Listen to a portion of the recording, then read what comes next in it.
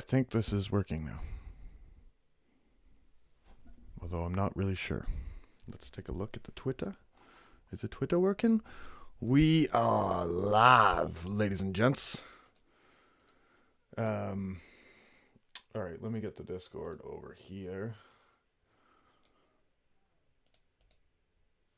All right, folks, what's going on? We are live. I guess I should get rid of that. What is this? Oh, this is my Discord. All right. What's going on, folks? Feel free to, at any point in time, so you can unmute yourself and jump up on here at any point in time. But we're going to try to keep mics muted while we're not talking. Oh, I see our DJ's in the house right now, Lil Astro. Funny we say this because Lil Astro happened to be my first music NFT purchase.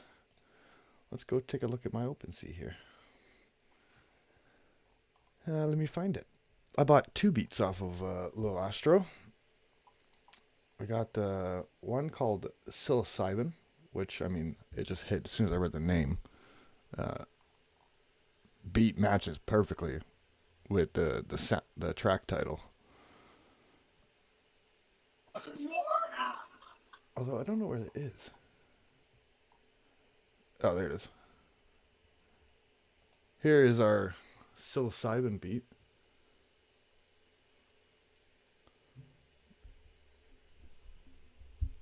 Let's see if we can get some volume. Ooh, I don't know how to get it to go through the desktop so you guys can hear it. I can hear it fine. I'll drop it in the chat here, actually. Lil Astro, what is up? Yeah, this is the first ever music beat I bought. Yeah, so I'm going to be dead honest with everybody in here. I'm hoping this works the way I'm planning it to, but I have no fucking clue if this is actually going to work the way I want it to. So I found this program. I've been just trying to think of like community building ways. Like, you know, now that I'm doing this NFT stuff all day, every day, like I find that there's nowhere that everybody in the Fantom ecosystem is just kind of hanging out all day. It's just everybody's scattered everywhere. So what I'm trying to kind of figure out is like ways to just kind of have community events going at all times. Just thought about bingo. I ended up finding a program that, you know, I can create cards, download cards. So what I've done is I've downloaded 30 cards. I obviously did the kind of the giveaway winner here. Well, before I get too distracted, I'm gonna share our live stream in the tweet. If you guys can just give that a retweet, that's our live stream. Yeah, so I got this program that it gives me cards. I ran that giveaway to pick 30 winners. I sent out an individual link, so you know, I have individual links for each card. Each person got an individual link. So hypothetically speaking, your cards should all be different. And then I think the way this works is what I do is I go to call game here eventually. And then it'll start pulling names. I'll start making calls on, Baby Chimp Gang or Yokai. You will start scratching off your spots. If you got Yokai on your card, you scratch that off. And basically, once you get a line, whether it's horizontal, vertical, or diagonal, once you get a line, you call bingo, and you win. Yeah, this is how we're gonna do this. I'm hoping that it works. I'm hoping it works the way we want it to. We'll find out. But yeah, Lil Astro. I don't know. I kind of didn't really think about how we wanted to do this. Kind of just said, Yo, we should get some music up in here. So I got you up in here, but I don't really know what the best way to do this is. I don't know if there's a way that you can share your screen, maybe, um, or just jam some music over your microphone. I don't really know what the best way to do this is. I will say, if you don't know where we're chatting, we're gonna be up in the bingo chat. Let me make sure. Bingo chat. So we got about 15 minutes before we're gonna start, but yeah, this is good. We're gonna fucking figure this out as we go because I don't really know if this is gonna work the way I want it to. I'm fucking hoping so. Um, yeah, I'm really hoping so. So let's go over some shit that's going on. Yeah, Kavarder's Bush Doctor. That project, I believe it starts tomorrow. Pre-sale mint. Let's see here. Yep, Hey, yo, can you hear me? I can hear you. Hey, man, were you able to hear that music coming through, when it was playing for a little bit? I don't know if y'all heard that. No, I have not heard anything yet. Oh, okay. I think I just need to share it, but I should be able to literally, like through my DJ software, just get it right into the Discord, man. Like I literally just switched my mic real quick, Oh and it yeah? should play right through. Fuck, that would be Yeah, man. wicked, dude. That would be wicked. I'm gonna mess with it real quick. Give me like 1 minute, but Yeah, it man. should No work. worries. No worries. Um.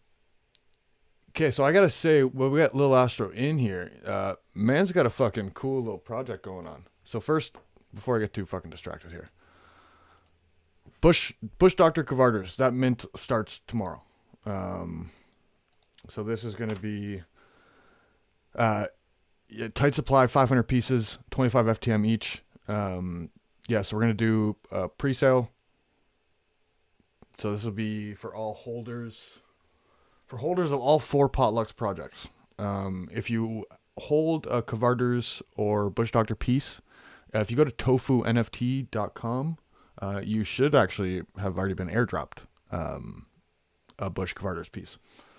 So that's exciting. I'm super excited for this, man. I'm super excited for those two artists. Like, they put out incredible stuff. It's not easy to get your hands on a Bush piece or a Cavarders piece because they're one of one artists. So again, that kind of goes into the idea of what we're trying to do. Trying to kind of build their communities out, give everybody the opportunity to get a piece at a good price.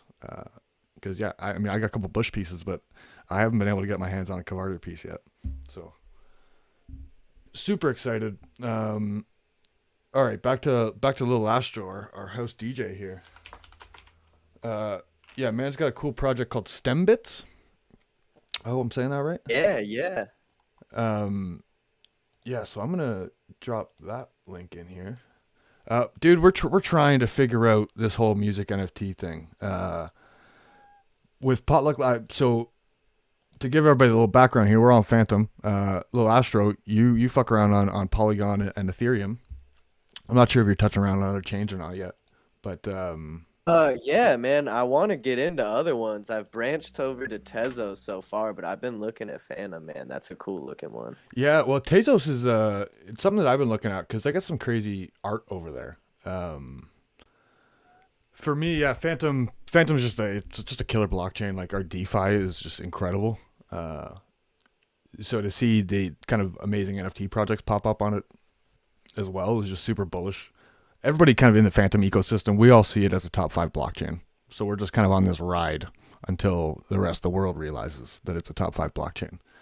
Um, but yeah, man, we got some artists on Fantom, a lot of musicians, and we're trying to figure out ways. I know you had to kind of move from Ethereum over to Polygon. Because gas fees, right? It's hard to sell. Yeah, it's true, man. It's true. And you know what, too? Like, just the way that stem bits were set up, like, in order to trade them back and forth, because there's people trading them back and forth trying to build their songs, right? Right. And, like, man, imagine doing that with Ethereum gas fees. You know what I'm saying? It'd be like $50 just to trade your stem bits around. Right. So you want to talk about the Stem Bits project at all? Because this is a Yeah, man, I would love to. I'd love to. I appreciate the opportunity. Yeah, because this is a cool project, man. This is like a generative music project. Yeah, yeah, it's the first of its kind. It's the first generative audio stem NFT project. So you know what I did is I took 7 songs. I fully produced 7 songs, fully mixed and mastered, whole 9 yards. Some even have choruses too. And then we broke them down into audio stems, which we ended up getting 45 audio stems from those tracks. Then we got with the stem bits developer, and what he did is wrote in, he wrote in the wave files with our visual traits too. Because I started with Astro Bits, which is my pixel art kind of baby, right? But I redid them all, and I did them into traits for the generator. And then, yeah, man, so we randomly generated those visual traits along with these audio stems as well, in order to come out with an MP4 file at the end of, after it runs, and it has that audio stem along with that picture. And another cool thing is you can literally just remix these on OpenSea. Like you don't even need software, you know what I mean? Like I put videos up all the time just messing with them on OpenSea. And another cool factor of this is they're all produced in the same manner. So they're all 120 BPM in key C minor. So literally every single audio stem in the whole collection is interchangeable. And another cool part is if you build them, like say you get 6 or 7 stem bits to that song, and all the stems are stems of the song, then you actually get that whole song. And I'm working on these records right now, where once people start building them, which somebody is close, which is why I'm trying to kind of get Mm. these records out. But we're gonna airdrop the full tracks with the records as well into our sister project called Stem Bits Records. Okay, So so is this like it's basically exciting. is the community kind of building these remixes that you're then picking from? Um, no, so what it is these are like the one of one tracks that are already been produced. The remix is Okay, yeah, yeah. just like a fun fact of it. And the Right. thing is too is like you get commercial rights to all these wave files. So I mean, even if somebody did want to like officially remix it, like and even make money off it, all profits, like you can even do that too. Like we send out the wave file and everything. Yeah. One of our artists in the house, Stephen Vinyl, asked, so do you need to have all the stems to hear the whole track? Yes, you do. But however, when I DJ things a lot, I will just kind of play the tracks for people, you know what I mean, so they see what it's about. You can hear some of them in the trailers as well. But yeah, you do got to get all the stems, then you unlock that full track. Unless, like of course I'll play the songs to show people and things like that. I'll probably play a couple tonight too. Yeah, that's cool, man. I like this concept because, we've been trying to figure out ways to get music into the NFT space. Um, my concept on it is like, we're at the same stage we were kind of at the beginning of buying art NFTs. You know, uh, it took some projects number go up for people to realize, oh shit, like there's something to this. Maybe we should get into this more. I think again for me, like all it's gonna take is one music project number go up, and all of a sudden everybody's gonna be like, oh shit, yeah, music NFTs can be a thing. Same with photography. I think most industries are gonna end up moving into NFTs. It's just right now it's that it's almost like that educational phase where we're educating the public on like, yo, artists have been getting fucked over for quite a long time. Um, the idea that we moved into the Spotify streaming didn't really fix the problem. Uh, and you could argue that the algorithms and should have made it even worse. It's kind of centralized music even more so. So the idea of decentralized music, it blows my mind.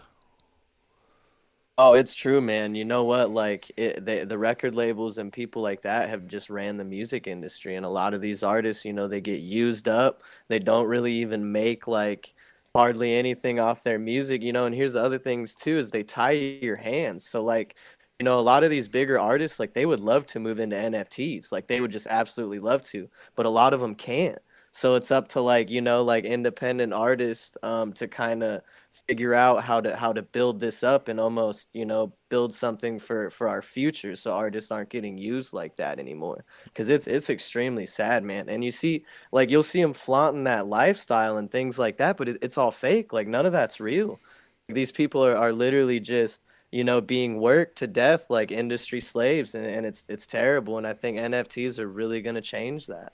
Well, it's funny because it's a big eye opener, man. This COVID stuff has opened a lot of eyes to the idea that, like, these celebrities aren't doing as well as you thought they were. Yeah, a lot of this lifestyle is fake and leased and bank loaned, and um, you know, even to the point of music videos, like guys with all these gold chains and stuff, like those are rented for music videos and shit. And a lot of the public like don't really realize that. Um, and to me, I mean, some of my favorite artists are kind of coming up as like independents on YouTube. Uh, there's almost that genre now of like I'm a big hip hop guy. I'm a big fan of hip hop. So there's some YouTube guys that are coming up fully independent on that platform, and it's kind of like known as like YouTube rappers, which I think is, the mainstream kind of shits on those guys, but I know a lot of those guys are caking and making way more than some of the actual guys that are signed up to these crazy record label deals, because some of these guys are fully independent and they don't have so many people to spread all this money out to. Oh, 100%. And you know what? I almost think like the people that are signed into these big record deals that talk down on other artists, I think it's like a brainwash thing. Like there's somebody telling them to say that stuff because it's not true, man. Like independent all day. Like for everybody in here too. If you're a musician, go independent, man. Do your own thing. Learn how to manage yourself and cut out that middleman. Because I mean, with smart contracts and blockchain technology, I mean, a lot of those, managers and lawyers that sit there certifying things, like we have the blockchain to do that now. You know what I mean? We're not going to need them anymore. So I love it, man. I just love seeing, creators get that power back. It's a really beautiful thing. How hard has it been for you as an artist, as a musician, Oh man. kind of getting into this space and trying to push your shit, and I can only imagine. I talk to artists all the time, and some of the projects that we see going for just ridiculous amounts of ETH, you're like, oh my god, I can only imagine what an artist is feeling right now. No, man, it's true. It's true. You know what? It's just the thing that people don't really understand how music NFTs work and how much utility can come with them, right? Like the thing about, like you could get these cool pictures and things like that, which are dope. Like I absolutely love art. And you're right, some questionable things do really blow. But when you start adding music into things, it's another dimension, right? So now that piece, there's people that are gonna, with music, I don't think they're really gonna look at floor prices and things like that anymore. With music, people tend to buy things because they like it, right? So I feel like with music coming in, it's gonna be more. We're gonna see more people, maybe collecting and being a part of the community because they truly like the music.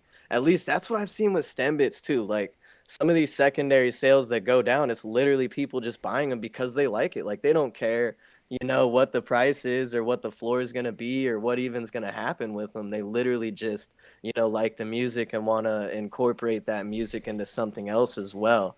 And I think it's just a matter of people, seeing it and what it actually does. Like when they really notice it in their wallet or they go to their OpenSea, right? And they really click it and it's just bumping and their heads bobbing and they're like, whoa, like there's more, I mean, there's more to this than other NFTs they've had. And I think it's just that. It's just the exposure.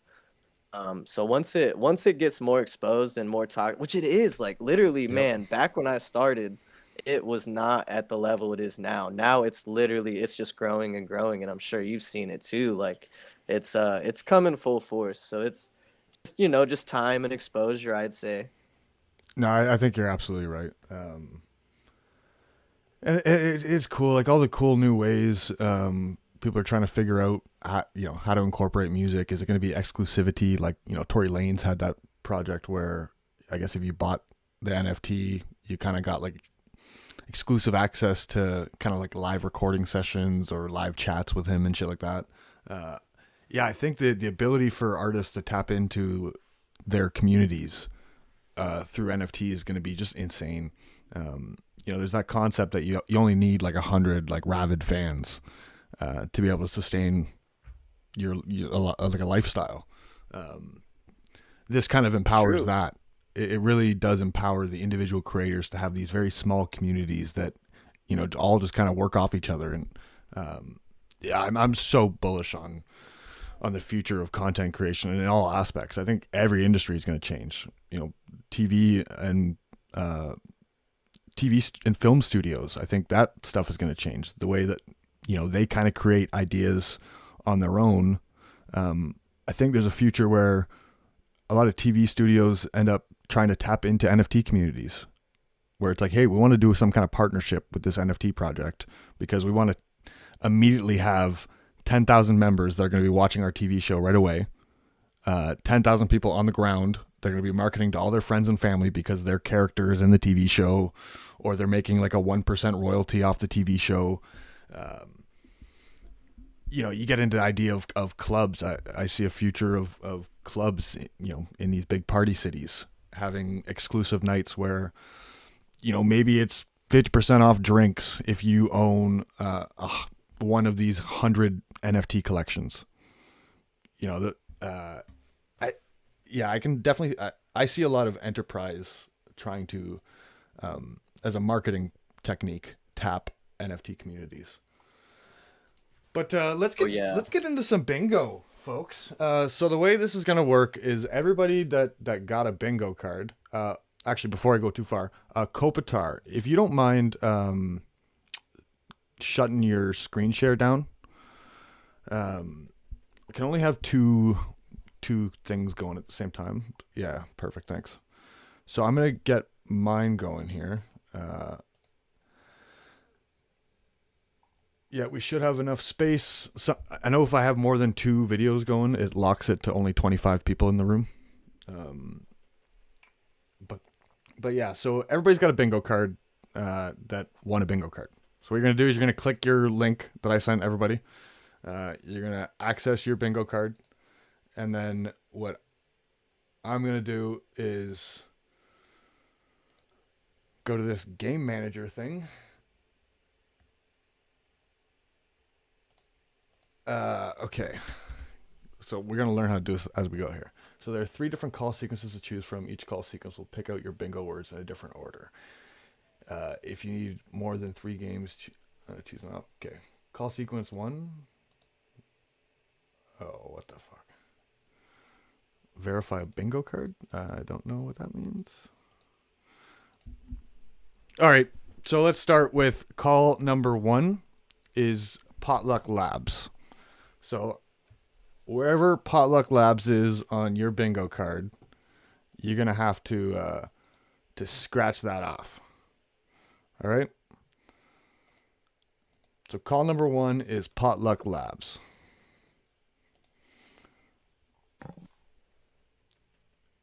Oh, wait. Are we stuck again? No, I think we should be good. So everybody's got the Potluck Labs crossed out.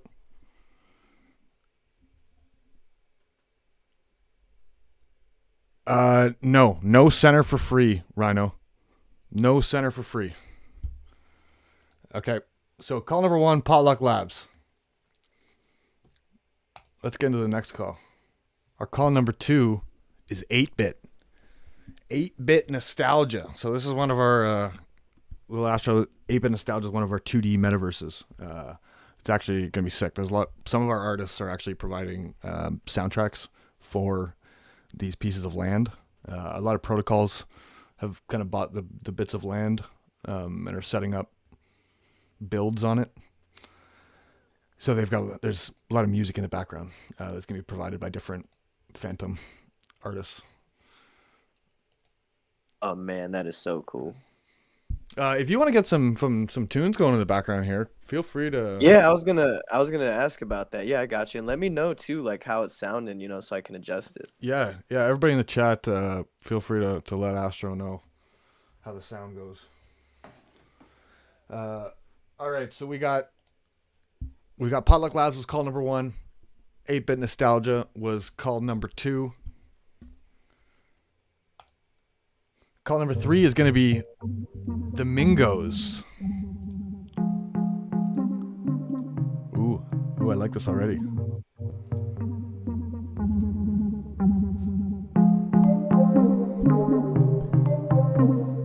This sounds great. Everybody else in the chat, how's the audio quality sounding? Music levels are good? How'd you get so high? Yes. I've been in the city, I've been vibing, rolling up. Okay, so call number 3 was the Mingos. Everybody got the Mingos? Let's get into call number 4. Eldira, you had to get a bingo card. You had to be one of the 30 winners to win a bingo card to be able to participate tonight. But I do have some prizes for those just hanging out partying with us. All right, call number 4, Pepetero. Pepetero, call number 4. How's everybody doing? Oh yeah, I should give him more description for each project. You're right. You're right. Mingos. We'll go back to the Mingos. The first cross-chain NFT, I want to say ever. I mean, they launched on Fantom. They've already launched one on AVAX, and it's been bridged, I believe. Tweak is the owner of that. It's crazy ass 1-of-1 Mingo. But yeah, the Mingos are awesome. The next launch it's getting ready for is Polygon. They'll be launching Mingos on Polygon. I'm not sure if there's another chain after that, but then we'll be doing the Great Migration, where we're going to get all the community together. Once the NFT bridges are built, we're going to be migrating all the Flamingo NFTs back to Fantom. The idea is, bring some more users from other chains into the Fantom ecosystem. Pepetero. So call number 4 was Pepetero, and I wrote about this for a second in my Medium article that I just released. But Pepetero is one of the original minting projects on Fantom. Kind of a cool concept. Tarot cards. I know if you go on their website now, you can pay some FTM and do a daily pull if you wanted to, where you pull your tarot card. But yeah, man, I went to live stream that mint, and 2 failed transactions. By the time I was gonna do my 3rd transaction, the mint was done. 111 gone, just like that. That was kind of a record. That was a record on Fantom. It was a crazy experience. That was the first ever immediate sellout on Fantom. Kind of a historic moment in my eyes. I will never forget that mint. All right, let's get back to next call. Ooh, Fantom Punks. Fantom Punks, one of the ultimate blue chips on FTM. Seeing Fantom Punks growth has just been absolutely insane. Dude, did you see that Golem one that he just released? The quality on Fantom Punks is just insane. That 100-piece collection is coming to a close real soon. Get ready for that. Yeah, Golem went for 1.4K. Wow. Yeah, I'm excited to see the next generations of this. I think the baby value is going to start going up once this 100-piece collection comes to a close. Astro, this beat is fucking dope. I'm enjoying this. All right, we got call number 6. This another blue chip from a legendary artist in the Fantom community. Haeyeon Lee and her Cybernecos. So Cybernecos, a project that was my first kind of not great AMA. It's an AMA that I had in the Rabbit Hole Discord that wasn't all that great. I wasn't a fan of their minting structure and whatnot. It got a little awkward, but they changed the minting structure eventually. It all sold out. They've added utility to it. There's a cool lottery system where you stake your Necos and you can win fucking different tokens and LP tokens and stuff. They got a metaverse coming. I'm super bullish on the Necos. I know the 2 wallets that are kind of holding a big chunk of them, and those motherfuckers ain't selling anytime soon. They're long-term investors, so I'm super bullish on the Necos. But that's our call number 6. See, nobody's got bingo yet. Nobody's just got a clean sweep. All right, let's get to the next call. One of my favorite projects. I'm so excited for this coming out later this month. Fantomons. Fantomons, call number 7. Dude, I'm so hyped. What Fantomons got going on, I think it's one of the most elaborate NFT projects out there. They've got multiple tokens in an ecosystem. They've got a governance token. They've got different tokens for food for the Fantomons. Right now, I'm staking all my trainers at the Healing Rift. I'm earning Entgunk, which is a food token that I'm going to feed my Fantomons once I mint them. When you feed your Fantomons, it will change the on-chain stats and rarities. It will be burning the Entgunk tokens. We're going to have a gunk mixer where you basically mix tokens together to create higher nutritional value food, which will increase stats more. Like, it's just, this shit is fucking insane. It's so elaborate. We've been waiting on the Fantomons. So now we've got the trainer cards. The Fantomons are coming. You need a trainer card to be able to mint Fantomons. The Fantomons are going to be 15 FTM each.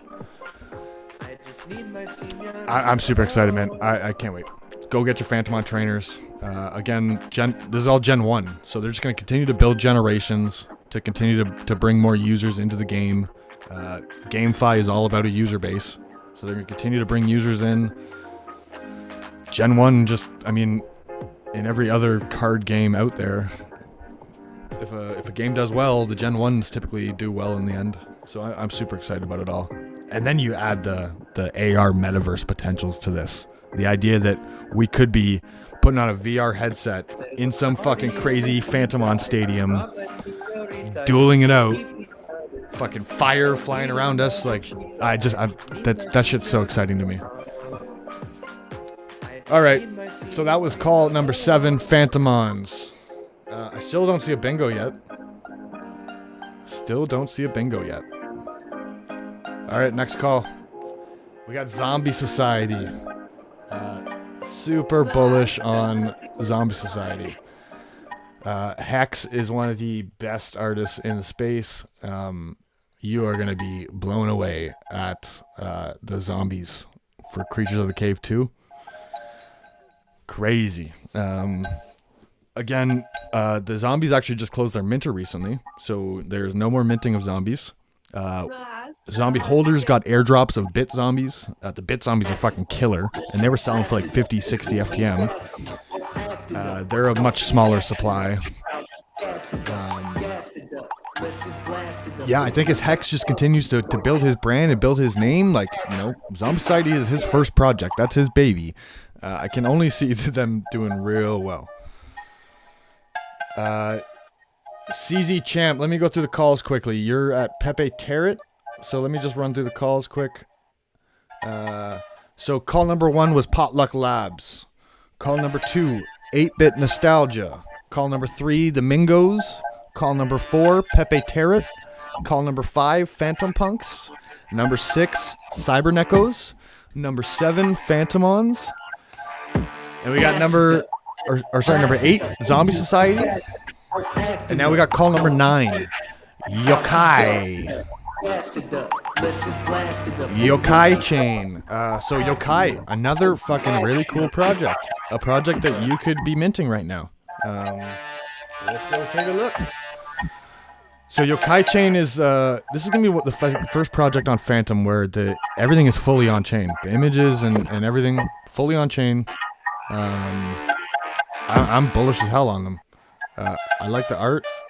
I don't know why here we go. Let me kick my wallet. I like the art. They're building these really cool, it's like a rarity tools, basically, for Yokai, and I'm sure they're going to be adding other Fantom NFT projects in. But these guys are helping try to build some plumbing and some of the backbone to the NFT ecosystem. And I think these things are wicked, man. I'll show you the Tadai tools. So this is their, I guess this is going to be their rarity tools kind of thing. So they'll be adding collections in here, but super clean, man. You can sort attributes, see the rarity of attributes. I can see what's in my wallet. I got the number 8 Yokai so far. Not a fucking bad pull, ladies and gents. Not a bad pull. All right. What else we got here, folks? Anybody got a bingo yet? Oh, DJ Ghost Cat, one more for bingo. We're getting close. What you really want. All right, let's get into the next call. So keep Call it number on 10, the Riot Ghouls. top down. What Ladies you and gents, we really got Riot Ghouls. Showdown, so keep it on the low now. Yeah, Riot Ghouls is one of my favorite projects. L is one of my favorite artists in the space. She closed the minter for the Riot Ghouls at 500 supply. She's already done so many fucking airdrops to ghoul holders. We've got Ghoulmons and these Polaroids that she's been dropping. I just got a free mint today. There's this. Ghoul Gang members can mint a free bodyguard for the next 24 hours before the public mint 50 FTM opens. I'll reveal the art once the public mint begins and the collection gets added to Paint Swap and NFT Key. You get 1 mint per whitelist address. And the website is sharp as shit, man. The effort this girl puts in, incredible. I think she's going to be a titan in the industry. I'm super, super bullish on her. Yeah, go get your Riot Ghouls. Ooh, ZXJ Butler, one more to go. We got a couple of you guys with one more to go. All right, so call number 10 was Riot Ghouls. Call number 11, my favorite, the Humans. King Efrain with the bingo. Let's go. King, what card number do you got, sir? Drop the top down. What you Oh, really nice. Number want 4. now. Oh, nice. Thanks for doing that for me. I think I can just, like, Drop the top confirm. down. What you really want now. Welcome to the showdown, so keep it on the low now. Wait 1 second.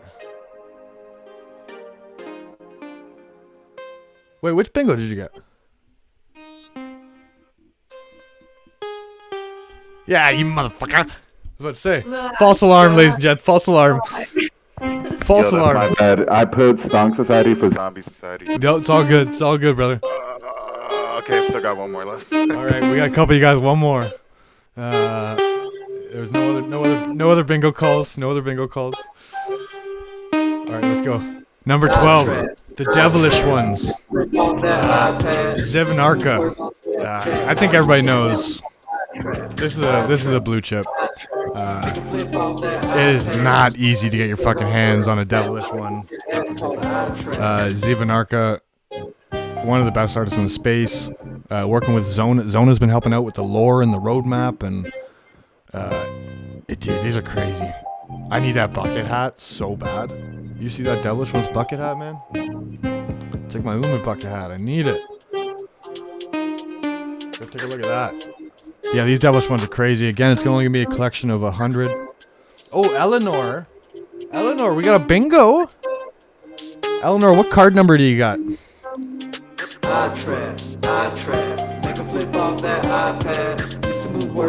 Oh, we got card number 29. Card ID 29. Let's go double check. Card number 29. Oh, oops. Call number 29. We're at call 12. Boom. That's a bingo. Ladies and gents, Eleanor is our first winner. Eleanor, congratulations.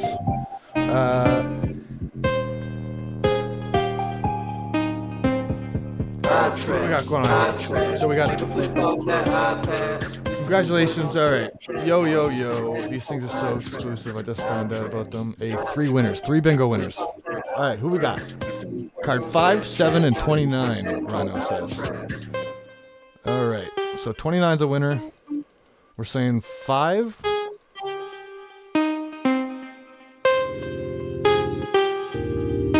That's a bingo. What was the other one we're saying? We're saying 7 is another win.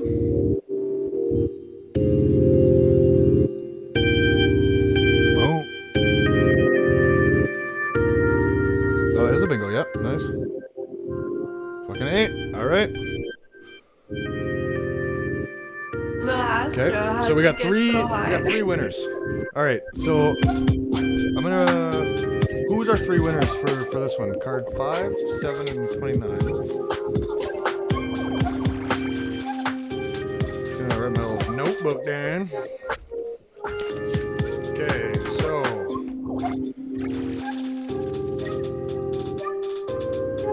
Card 5, 7, and 9. Or sorry, 5, 7, and 29 are the winners. Okay, so we got Eleanor, number 29. Astro, number 7. Who was the number 5? We got number 5 in here? Oh, Rhino, number 5. Nice.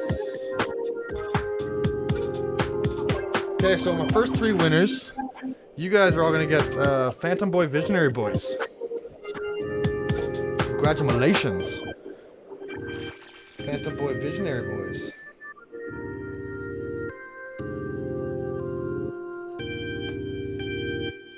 Alright. Nice. Okay, so we got 3 winners in that one. So I think what we'll do is, well, let me figure out what I can do here. Ooh, I can reverse. Yeah, we can. Alright. We're just gonna start a new game, folks. So our first 3 winners, Eleanor, congratulations, Astro, and Rhino, congratulations. Let's do another game. Let's restart the game.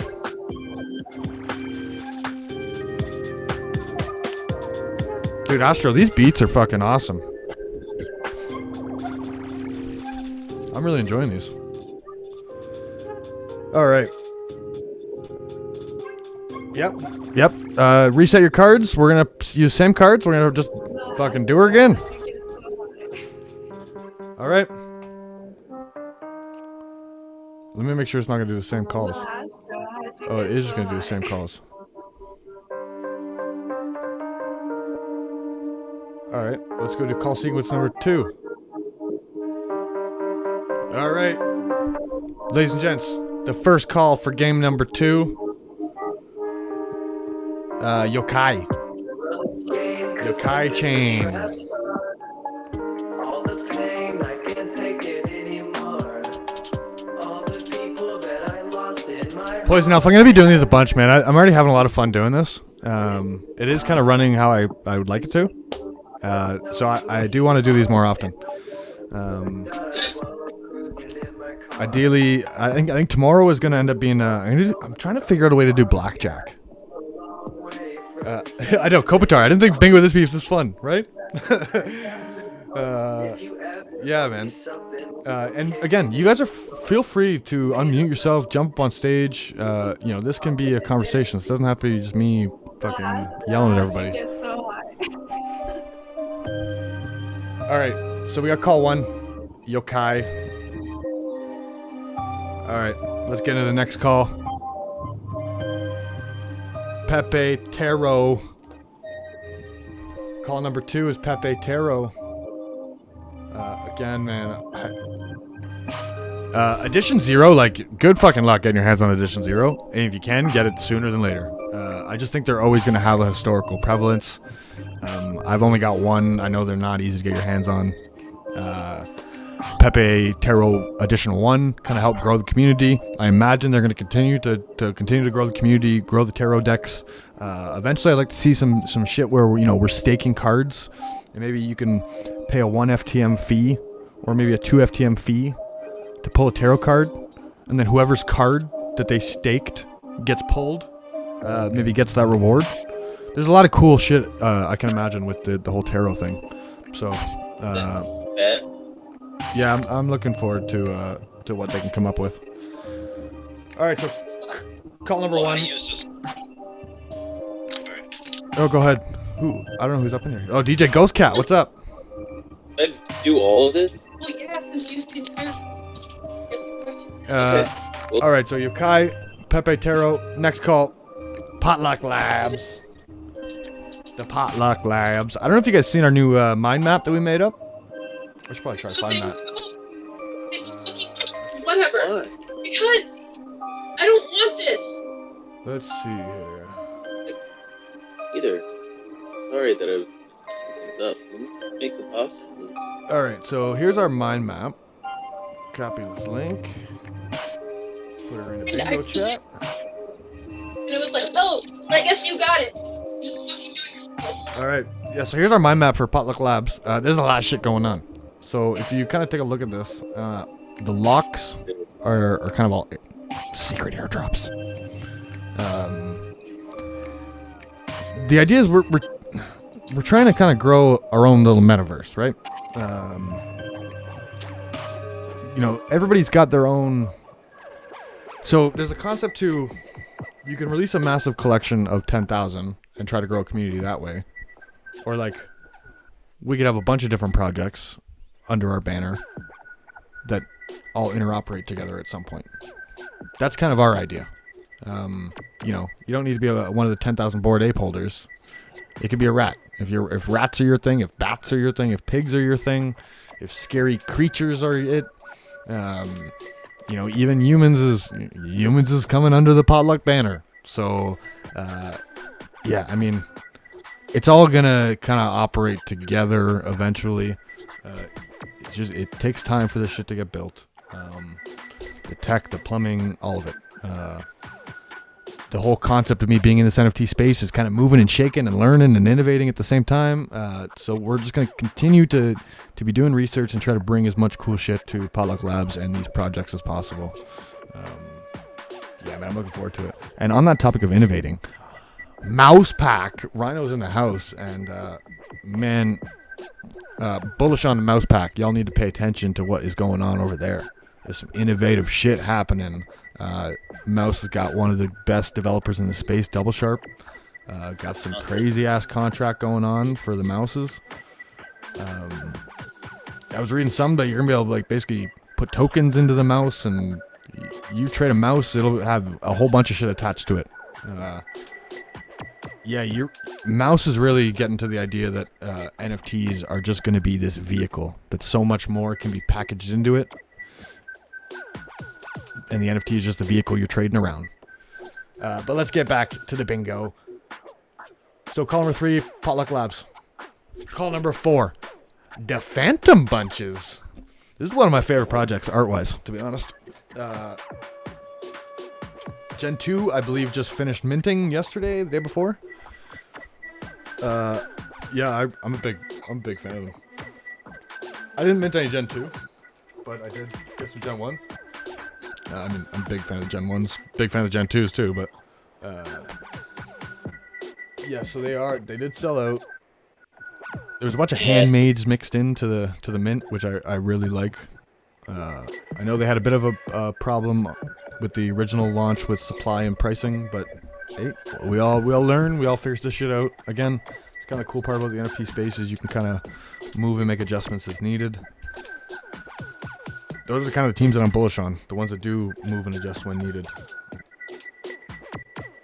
CZ, what was the last call? Last call was... what was I really just talking about? Fantom Bunch. Fantom Bunch was our last call. So we're 4 calls in. We're Yokai, Pepetero, Potluck Labs, and Fantom Bunch. I will mention this round 2. Round 2 winners. We're going to have... Same thing. We're going to play until we have 3 winners. These 3 winners are going to get Fantomon trainer cards.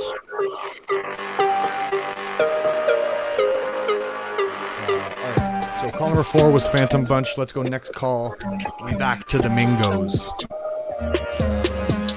Yeah, again, the Pink Flamingos, pay attention to them this week and over the next couple weeks because the mint is coming on Polygon. And it's not like a free mint this time. You got to kind of win a free mint or a whitelist spot. So they're hosting a bunch of cool events kind of over the next 2 weeks, I guess, this week and next week, to kind of win those whitelist spots and to help build the community. I'm super bullish on that team. I was on an episode of their, what do they call it? Oh, Neck Deep podcast, episode 1, kind of the degen shit. But, a great show. I love their final export episodes. If you guys have watched them, I'm super bullish on that team, man. Super fucking bullish. Astro, I'm glad you're having fun, dude. I'm having fun with this too, actually. I'm not gonna lie. All right, next call. Call number 6, Zombie Society. Again, Hex, I think is one of the best artists in this space. I think you guys are all... I think everybody's going to get to notice that when Creatures of the Cave round 2 drops. And just the way him and Nimbus in this fucking Discord, like... It was one of those things where... I guess both artists had to judge, like, how much of this mutation are we going to do? Like, how far do we take this? Nimbus kind of started with an image where it was like a really fucking cool mutation, but it was a little bit more like the Baby Chimps, where you could really kind of tell the bass, and then kind of expanded on that. Hex came in all of a sudden with like literally totally redid the head and wings, complete redraw, and then we're all just like, oh fuck, like what the hell is that? That's crazy. And sure enough, not 12 hours later, Nimbus comes back with an image where he completely redid his head, and it was like, oh shit. Now we got artists just having this like little competition between each other, which just iron sharpens iron, baby. The art that's going to be coming out for this Creatures of the Cave 2 is insane, and it's literally just two of my favorite artists in the space essentially just competing to like just make fucking awesome art. Nimbus has got the mutants, Hex has got the zombies. I'm such a fan, dude. I'm such a fucking fan. Alright, so we're all good. We can go to the next call. Call number 6 was Zombie Society. Call number 5 was Mingos. Alright, call number 7, the Crypto Worms. Crypto Worms, one of my favorite fucking mints. I'm not gonna lie, dude. I still hold a fuck ton of my worms. I have zero interest in paper handing these at all. Gen 2 is coming. Again, I'm assuming it's gonna be a big supply, cheap mint. Whoa, is Gen 2 gonna be like cartoony? Because that's what the PFP looks like. Oh shit. Wow, are you kidding? I'm just even more bullish now on the worms. God damn. That looks fucking wicked. Oh, if they're not pixel and they're like this art style, that's crazy. I'm so excited. I love the worms, dude. The worms community is fucking pretty awesome. I mean, I haven't hung around the community very much, but Francesca Tomato, love what she's doing. The worms community size is not fucking bad at all. 924 addresses so far for the Gen 1 of the worms, which was almost 8,000 worms. Alright, so number 7 was the worms. Let's get back to the bingo chat, make sure we're all good. Yeah, alright, all good. Next call. The humans! Ooh, big things coming for the humans. I don't want to drop too much alpha. Yeah, all your humans will be metaverse usable characters eventually. That's being worked on. I'm sure you've seen the little drops of the ancestral humans that are being worked on. But yeah, I mean, all going to be completely usable metaverse characters, whether you want it in VR chat, whether you want to take it to Sandbox, fucking whatever. I'm trying to make that happen. I don't want to drop the alpha, but she's going to be doing some community building. There's other chain ideas. There's new collection ideas. Kind of more so innovative ideas. I'm super excited about humans and what is coming for them. Yeah, as True Voodoo said on one of our streams, if you ain't got humans and a bunch of them, you're fucking short human right now. And that's probably the worst person in our NFT space to be short. Sorry. Alright. This is the first of its kind. Call number 9. One of my favorite projects. Baby Chimp Gang. I just love the art of these, man. We like apes. We like chimps. It's just This is I like the art, man. I like the art. I like the supply. You know, that's how I met Nimbus, basically. Well, that's not how I met him, but that's how I realized just how fucking unbelievably talented he was by mutating my baby chimp. I had a lot of fun running those contests, man. Those are great. I got a free Christmas baby chimp. I think they're gonna end up doing some kind of mutations and stuff. I imagine they're gonna kind of follow the board 8 a little bit. Ooh, CZ champ, you got a bingo?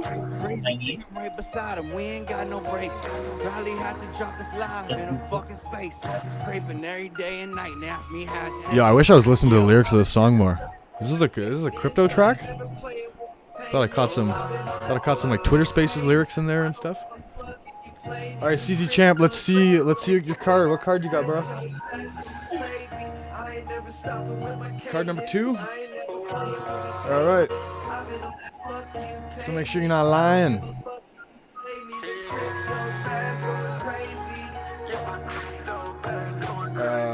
Card number 2. 24. I'm not. Oh, sorry. I got it wrong. 24. Oh, okay. Sorry. 24.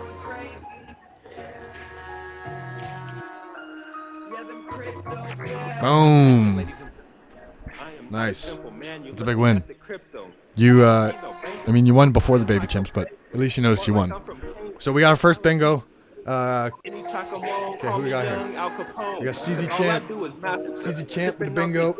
Alright, so, yeah, CZ, you can just keep crossing shit off, but we got too much. Lil Astro says, yo, my bad, I can't talk and spin at the same time. Yeah, it's all good, Astro, dude. I'm loving it. Absolutely loving it. Yo, can you drop the link to this track in here? Or... There's some shit I want to listen to on the side here. All right, so we got our first bingo winner. Let's keep playing. We got 2 more winners for this round. So, call number 10, the Fantoms. Ladies and gentlemen, the very first ERC 721 mint on Fantom was the Fantoms. Originally, it was an uncapped supply. But they fucking turned that supply number off. They capped it because of the dueling of Fantoms. It is one of the first GameFi on Fantom as well. Because of the duels and that Fantoms die, it's now a deflationary NFT project.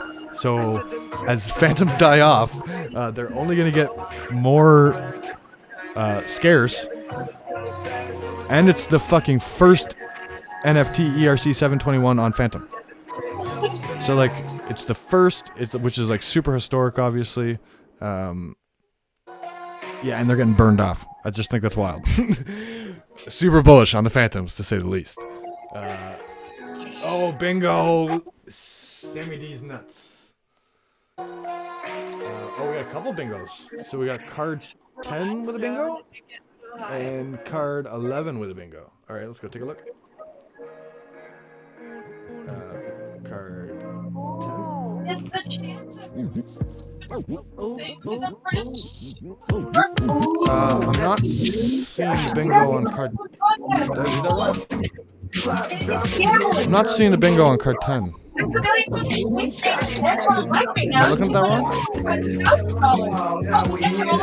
Yeah, sorry. I'm not seeing. Yeah, I'm not seeing the bingo for card 10. Oh no, Eleanor, we're playing lines. Sorry, Cardamari, we're playing lines. We're just doing lines. Alright, Sammy D's nuts. We're gonna take a look. Card 11.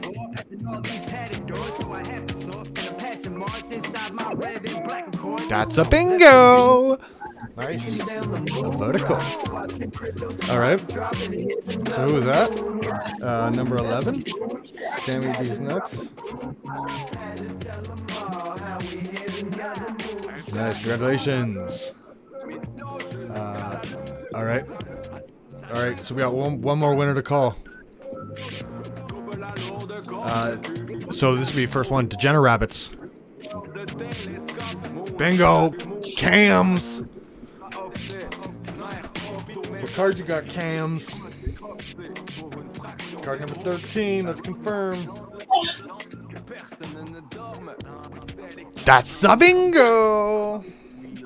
Nice. Congratulations.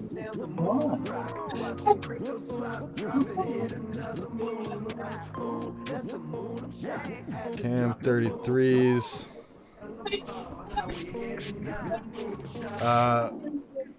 Okay. Oh, so we got Kopitar. You got a bingo on this one too. So if I confirm your bingo here, because Cam's beat you on the bingo call, you will get a consolation prize.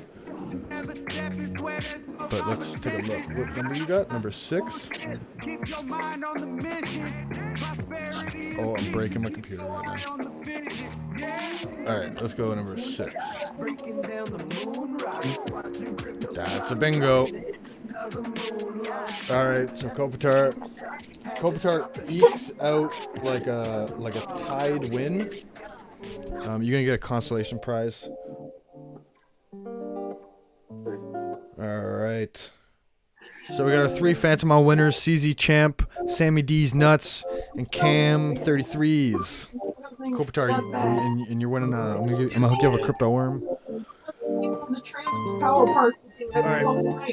Let's do another round, ladies and gents. Everybody still game? Okay. Everybody still game? We got one more call sequence. So let's restart the game. You're paying your Call fucking sequence time. number 3. Your attention. You're paying. Yeah, Cams, we can keep playing. So everybody's gonna reset their cards. Call number 3. All right, first call, game number 3. So actually, let's pick a prize for round 3. Round 1 was Phantom Boy Visionary Boys. Round 2, Phantom on Trainer cards. I'm gonna go. Round 3 is gonna be Zombie Society NFTs from Hex. So our 3 winners in this round will be Zombie Society NFTs. And the first call is Skelly. Skelly NFT.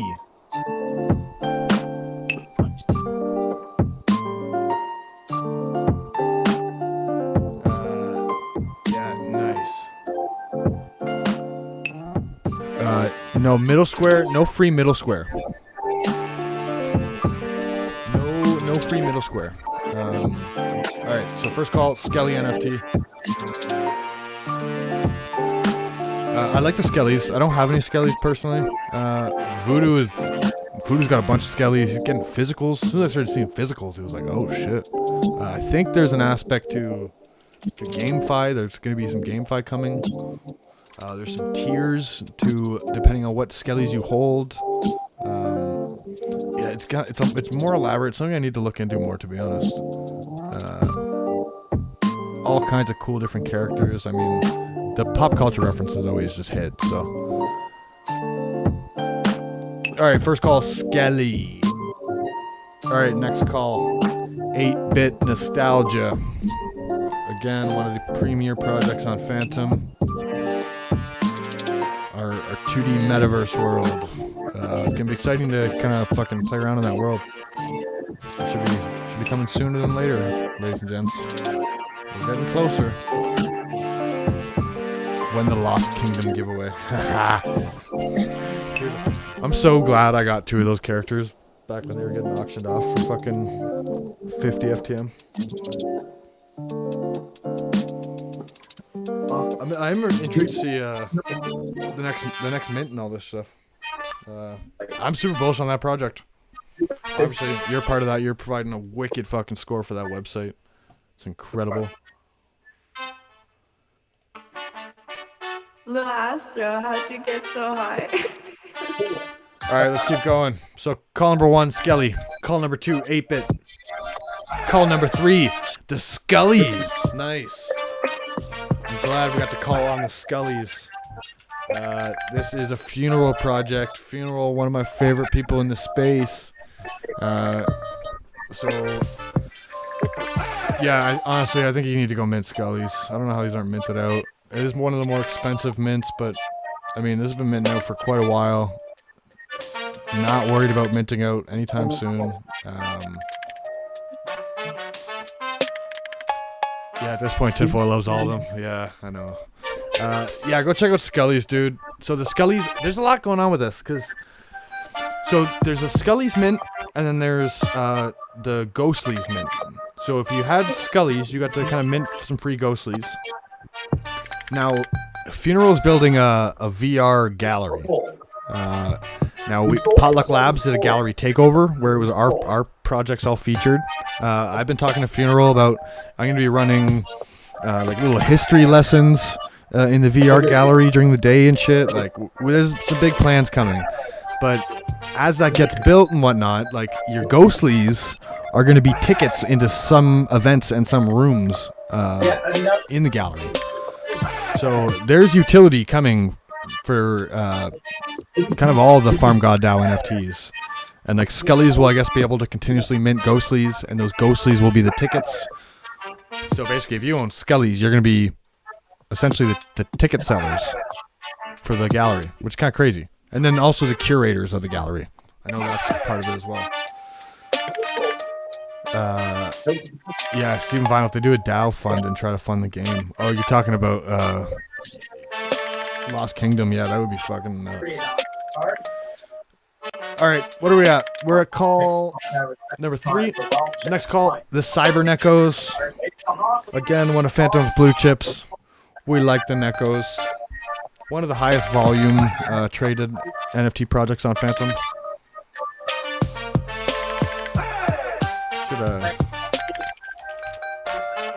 Should go take a look at what the Necco floor is right now, because there's probably an opportunity over there. Let's take a wee little gander. Man, these beats are killer. I'm really enjoying this. Ooh, Necco floor is an opportunity. Tis be thin. Look, 120 to 170, just like that. And then 200, just like that. And 200 is, I think, 200 was, I believe, the final minting price. How'd you get so high? So there's not a lot of Neckos on sale under floor price, which is bullish as fuck. It is one of the larger collections on Fantom, 6,666. I'm really bullish on the Neckos. I don't know how to tell you else. Alright, so call number 4 was the Neckos. Call number 5, Slothtopia. Y'all are fucking sleeping on Slothtopia, man. One of the most vital members of the Fantom NFT ecosystem, now and going forward. Dude, I'm gonna be putting so much backing behind Slothtopia. It's unbelievable. I love what he's doing. I love everything about the direction he's taking, the team that he's put together. Just from day one, when he first jumped into the rabbit hole and we did an AMA together, it was like, oh fuck, I vibe with this guy. I like what this guy's doing. Now, what he's doing with the metaverse, we got a partnership with Potluck Labs. Slothtopia is a huge part of what's going on with integrating the world of humans into the metaverse. Yeah, man. The metaverse that Slothtopia is working on is fucking bullish on Slothtopia, to say the least. I don't think 8-bit is the be-all, end-all, to say the least. I'll be spending a lot of my focus on the Slothtopia metaverse that's going on, because that's kind of more of how I see the future trending with the whole AR, VR stuff. Yeah, man, I'm so bullish on Slothtopia. You're gonna be able to walk around with a sloth? Yeah. Really? So you're gonna be able to walk around as a sloth, and then he's working with our projects, with the Potluck Labs projects, so that you'll be able to be all your Potluck Labs avatars in his metaverse. Dude, well, I can be my creature? Yeah. So then it gets even crazier. Like I know he's set up an auction house. There's some shit going on there. I know he set up a VR auction house. Now I'm not sure how that's all working because of the kind of the partnership with 8-bit and Tombheads. Tombheads is kind of in a bit of a spot with that partnership. So I don't know how much focus Tombheads is going to be able to put into the Slothtopia metaverse. But we with Potluck Labs will be putting our focus in that metaverse. So I know I personally will be getting a gallery set up in that metaverse where I'll be doing history lessons, hosting events, all kinds of shit. I'm gonna be fucking sitting in my little office here in a VR headset most of the day, coming soon. But it's gonna be fun, man. It's gonna be just a lot of, that's the metaverse future that I should try and set up a club. Dude, 100%, 100%. Oh, whoa. Yeah, there's some big shit coming. Like I can't express how bullish I am on Slothtopia and the team he's put together. Like the dude just literally went out, bought an Oculus, like just immersed himself in all of the programs on Oculus, the VR chat, just met all the right people hanging out in VR chat, and was like, oh, this guy develops on this, and this guy develops here, and this is an artist over here, and he's just assembled this team together that are like fucking AAA quality studio people. I'm so excited for what's coming. Damn. And I know he's at the point now where he did do a Twitter post the other day saying that Slothtopia has went dark until the avatar launch. So we'll be minting sloth avatars, usable avatars soon. And it's soon, so it's not announced when yet. No, but he's dark until it drops. So It's sooner than later, I'd say. Awesome. All right, let's get into our next bingo call. So we're at call number 5. Let's run through it quickly. Skelly was call number 1. 8-Bit number 2. Scully's number 3. Number 4 was Neko's. 5 Slothtopia. Call number 6. The Fantom Bunches. We like the Fantom Bunches. Now I'm really intrigued to see what Regen plans to do going forward. I'm not sure if he has metaverse aspirations or what. To be honest, I kind of want to see my Fantom Bunch as like an attached pet. Like I'd like to be my Uman walking around the metaverse one day, and like my Fantom Bunch is like attached to my Uman kind of thing. He just like travels around beside me, you know. Yeah, I'm intrigued to see what the roadmap is going forward for Fantom Bunch. To me, it's one of the best. It's one of my favorite art projects on Fantom, so I like it in general. Again, the big idea is always buy stuff that you like, and you don't want to be holding a bag of stuff you don't like. That's for sure. Call number 7, the Devilish Ones. Zivanarka, one of the blue chips. It is not gonna be fucking easy to get your hands on Devilish Ones. I mean, I can imagine at some point we'll probably be running a generative series for him to again give people access to his art and his characters, and then to provide, to build his community and provide more value back to those original 100 one-of-one Genesis characters. Devilish Ones. So yeah, the Devilish Ones, super bullish. They don't even understand. I just want to roll up all these grams. I think we're playing some metaverse stuff. I got a wide grain because I put the time in. Last call, Slothtopia. Yeah, number 5 was Slothtopia. Number 6, Fantom Bunch. Number 7, Devilish Ones. And now call number 8, the Baby Chimp Gang. Let's go with the Baby Chimps, baby. All right, let's take a look here. Paint spot. All right, I guess they're more on NFT key. NFT key.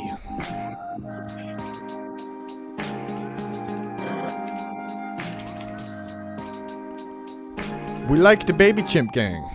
Oh, dude, I love these. They're so fucking swaggy.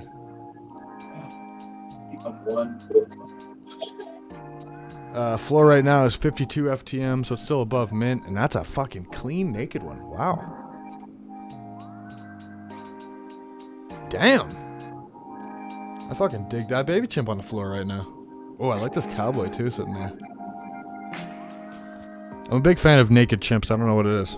I always like the naked bored apes. And I made sure to pick up a naked apocalyptic ape. I like the naked baby chimps too. I don't know what it is. Alright, so call, what call was that? That was call number 8. The baby chimps. Tin Lex Naked Monkus. Alright. No bingos yet, eh? Call number 8 and we're at no bingo. Alright, call number 9. We heard Mike talking about. We didn't have a bingo yet, but we got Mingos. Stay in the tournament longer. Did the Mingos give a bingo? Let's see, ladies and gents. Call number 9 is the Pink Flamingo Social Club. Very aggressive. Ooh, Kopitar's one away again. So again, the way we're going to do this, it is going to be a speed thing. Because we just learned in the last one. So it is going to be 3 winners. But I guess if we'll do the same kind of thing. If multiple winners... No, we're not going to do that this time. It's going to be the top 3 winners. If you call bingo and you get bingo, then boom. You're the winners. But if you call bingo early, like a King Ephraim did earlier, you call bingo early, you don't win. You lose. You automatically lose. You have to return all of your NFTs that you've ever bought. Alright, let's go. Call number 10. The Fantomons. The Astro, how'd you get so high? We like the Fantomons. Ooh, Astro, I like this beat.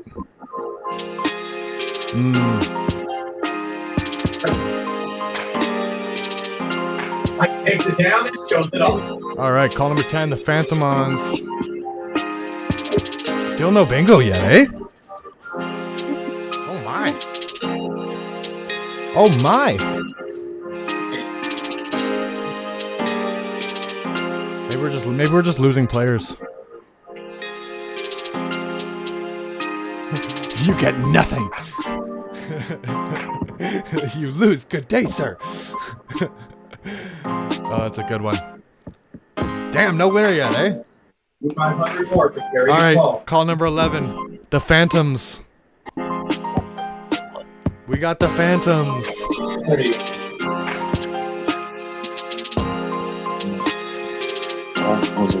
All right, I want to run a quick giveaway for another Zombie Society NFT.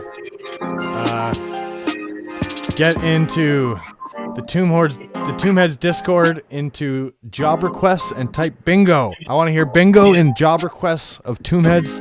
First one there wins zombie. Steven Vinyl. Bingo, baby. Nice. Congratulations, Steven Vinyl. Well done. Congratulations. You see, you ain't even playing bingo, but you hear winning in bingo. No, that's awesome. Love it. Steven Vinyl, congratulations. Yeah. Astro CF. Loving the Astro beats. Dude, I know. This one's fucking killer. The Astro, how'd you get so high? Ooh, Astro CF with a bingo? Astro, what card you got? What card you got, homie? Oh, I see it right there. Card number 7. Let's check card number 7. That's a bingo. Nice. Nice. Astro CF with the win.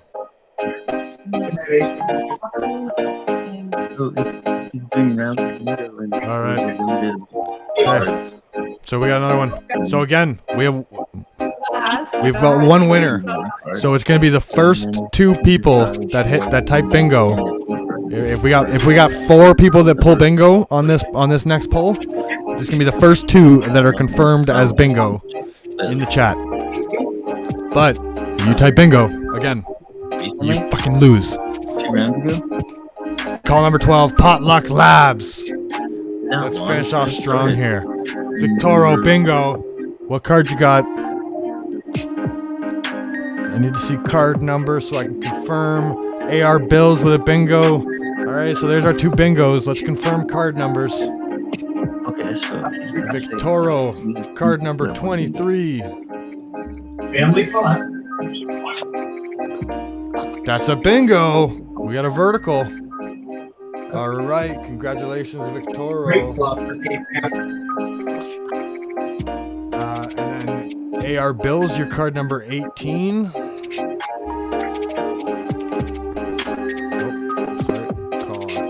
12, card 18.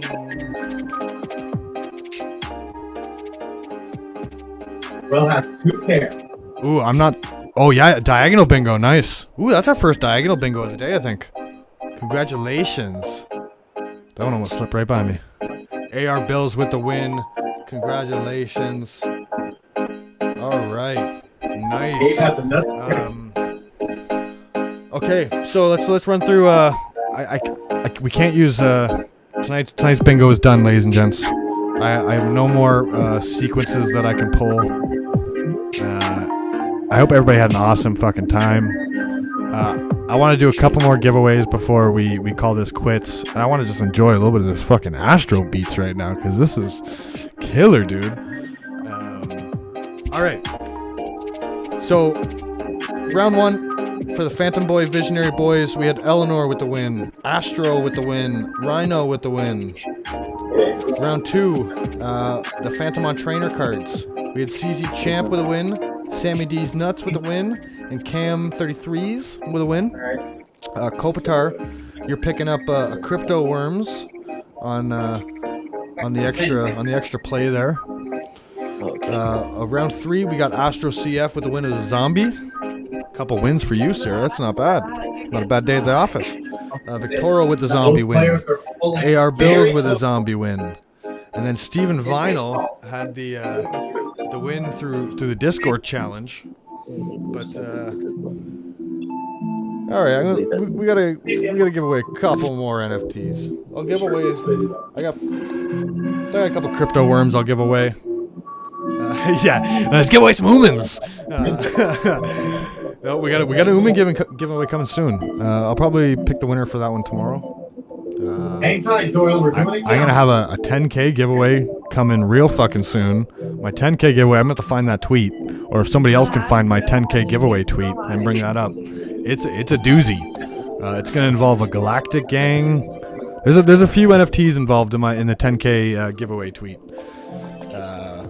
And that's coming sooner than later, folks. It's kind of super bullish on the Fantom ecosystem, dude. Tweak's fucking flying in followers. Again, I'm seeing all these awesome influencers in our space that are just the numbers are growing fast and furious, and that is. Dude, I won 300 Fantom from Tweak. Oh yeah, nice. Yeah. Nice. I can't believe Fuck, it. that's a nice day at the office, eh? Tweak doing them big giveaways. I like that. Oh yeah. Fuck, that's all right. All right, let's do another giveaway. Let's do Crypto Worms giveaway. All right, so this one you're gonna have to get into the. You're gonna have to say bingo in the Pocket Pals general chat. You gotta get in the Pocket Pals Discord, the general chat. First one to say bingo. Dear Jonah, bingo! Congratulations. Nice. That's a big win. Ooh, y'all are slow. That was the only one that I even got into the Pocket Pals Discord and wrote bingo. Are you guys sleeping on some new NFT projects, some innovative NFT projects? Because Pocket Pals is the one to watch out for, ladies and gents. No, like I'm just trying to see. I'm sure that I'm good. Let's do another Crypto Worms giveaway. This one you're gonna have to get into the Fantom Drugs Discord and be yelling bingo in general chat. Let's see real quick if I needed them Fantom Drugs. Oh, Bates with the bingo. Okay, wait, can you give you nice, congratulations, Bates. Gen 1 Crypto Worm. Alright, what else do we want to do here? I'll do another Crypto Worm. This time, you gotta get into the Fantomon trainer in the chat. Bingo into the chat of Fantom Trainer Discord. Ooh, ET power. Bingo, baby. Love you, ET. Congratulations.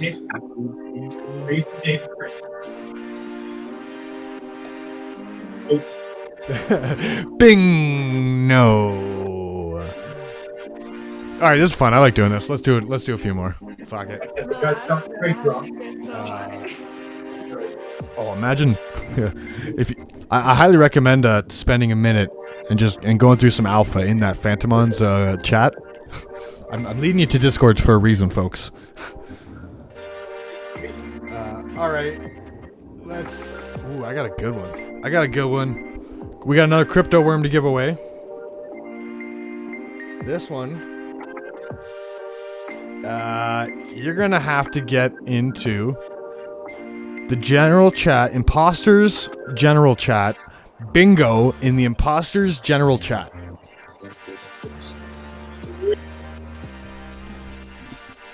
Ooh, this one's taking some time. Imposters. Y'all ever heard of imposters? One of my favorite projects on Fantom. I'm not seeing any bingos in here yet, ladies and gents. Ooh. Y'all just taking your sweet ass time. What is going on here, folks? Are none of you in the imposters Discord? Just wait. I'm joining you right now. Yeah. Oh, bingo. Nice. Groovy. That's awesome. All right. Groovy with the bingo. Congratulations, you get a crypto worms. So I want to give you guys a real run through quickly because I think this project's kind of important to talk about. It's super fucking so Strange Brew NPC 60. We all love him. The amount that dude has done helping with contract work and setting up artists, moving over from Zoocoin and getting up their own contract set up. Incredible. We love Strange Brew. We love NPC 60. As I say that, go get your fucking Strange Brews because that's the cheapest opportunity to get a World of Humans art piece. To me, it's kind of like her showcase of her pixel art skills because like Bit Humans, I mean, to me, Bit Humans are like the premier collectible on Fantom, but I'm not into them for the art. It's just the premier fucking collectible from the premier artist. The history behind it, kind of, it was sort of the NFT that helped blow up NFTs on Fantom, and get people involved. To me, the Strange Brew shows off Uman's pixel art ability, and again, it's one of the OG projects between two of the kings and queens of Fantom, NPC 60 and Uman. So NPC 60's got this imposters program. So what you do here is you mint an imposter. You're gonna get one of these funny looking fucking guys. So then there's a page. Oh fuck! Somebody changed my imposter. Oh, I got a couple. Okay, so this is the thing. Your imposter can be changed. So what happens is, I'll do this right now. I'll go into somebody's imposter. Actually, did any of you guys in the chat? Let me go back to the rabbit hole chat here. Do any of you guys have imposters? Shoot me a number. If you have an imposter, shoot me a number. Rhino, I'm sure you got one. Yeah. Random generated. Somebody shoot me a number for an imposter. Who's got one? How'd you get Or somebody so just high? 50. All right, groovy. Nice. Number 50. All right, so we're gonna change this up. All right, somebody give me a picture. Somebody give me a picture. Yeah, that sounds bad. Somebody post a picture in the chat here. Oh, Mini-Tomb, all right. All right, we'll do some advertising for Mini-Tomb. So this is the thing, right? Is Imposters is kind of like a community advertising project. This is how I look at it.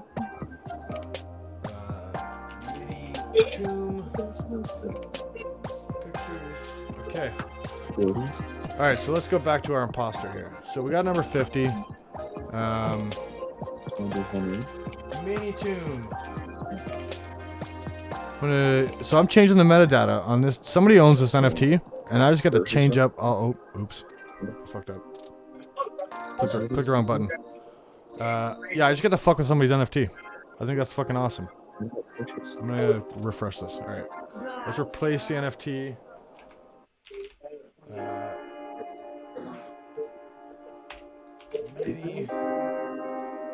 Mini tomb. Imposters. Best marketing project ever.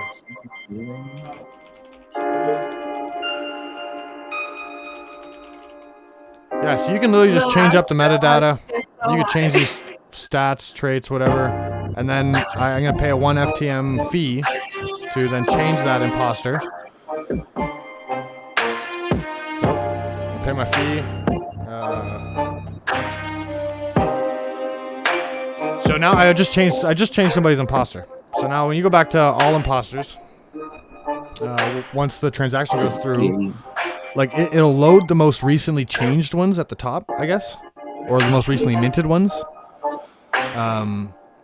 But whoever, so say I minted 10 of these imposters. If my imposter gets changed, I get that FTM that was paid. So like, to me, it gets interesting when you think of like when all 10,000 of these are minted. This is like this really cool community project where, you know, there's a Twitter bot that, you know, will tweet whenever an imposter gets changed. It'll tweet. So like you could call out people on Twitter. Like I could technically change one of these, you know, type in, you know, ET's Twitter handle and like call him out, and then it'll tweet that. And it'll really tweet the metadata kind of thing. I just think it's a really interesting concept to potential marketing, like this community-funded marketing going forward. Yeah, I just think it's a super innovative concept, man. Yeah, groovy. Such an original concept, man. It is super interesting. Like, you know, we've even been thinking about the idea of just like on Potluck, because Potluck Labs is going through a big website adjustment. There's some crazy shit coming for Potluck Protocol, the DeFi side of things, and you know, we're gonna try to make it a bit of a website hub where people will be able to come there. We're gonna try and draw a lot of traffic to the site. So if you have a lot of traffic to the website, yeah, we want to have a page where there's maybe 100 of these NFTs that people will mint, and then same kind of thing. You know, people can pay a fee to change the metadata, change the image, change the NFT. But whoever, you know, previously owned that could then change or get paid for that. Potluck Marketplace. No way. Yeah, we're gonna be playing that game of like expanding team as this grows, and you know, we're looking at doing some cross-chain launches in the future to try to bring some more people in from other chains. You know, I'm trying to do shit like this, man. Trying to do shit like this where we're having, you know, cool bingo nights. I hope everybody had an awesome time tonight playing bingo. I want to do more of these. Again, tomorrow is going to be another. Tomorrow's gonna be another event. I'm trying to figure out how to do like a blackjack, where I'm thinking like we could all be in here. I'm thinking like hypothetically we could all be in here, and I could basically like have one person. I could call out one person at a time. I got a second camera that like I could set up. So or even I could just fucking, you know, drop this camera down to the table, and I could basically hypothetically deal out cards right in front of me, where I'm the dealer, I'm the house. I'll call up somebody on stage here. You know, deal you your cards, I guess. It's just figuring out how to do it. Like, do we start with a balance of 10 maybe? Say we start with a balance of 10, and I guess maybe you go until maybe we start with a balance of 5, and you go until you reach 10. You reach 10 or you bust. So you can bet 5 right away, and then win. Yeah, I just gotta figure out how to do that. But I'm thinking like every person would get 1 round in the blackjack, and that if you beat the house, you win an NFT. That's what I'm thinking. Like I would love to have you guys kind of brainstorm some shit. Yeah, everybody that won some shit. Yeah, DM me addresses. If everybody can DM everybody that's in here, actually, please DM me your address and what you won. And if you didn't win something, I still would like to be DM'd your address. Because this was a cool event, and I even want to mark this down on the history books, ladies and gents. Just to me, this was a really fun event. So even if it comes down to me creating a proof of what is it? The proof of like showing up, proof of being there. Even if I get some of those NFTs made up and I get it out, proof of bingo, yeah. Yeah. So everybody, get me your wallet addresses. Give me a little bit of time. You know, the fingers get a little sore from doing all this shit. Yeah. So everybody, winners, everybody DM me your addresses. Let's do a couple more giveaways while we're here. I didn't have them on the bingo card, and I think I should have, because I had a couple projects that, you know, I'm not all that into. Like, I'm not all that into Magic Cats, and I'm not all that into Beardies. I mean, I respect the hell out of both those projects. It makes sense for Dexes to launch projects and whatnot. I'm just not. This is not my thing art-wise. I probably could have replaced those projects with a couple of ones that I personally really like. You know, Fantom Ham.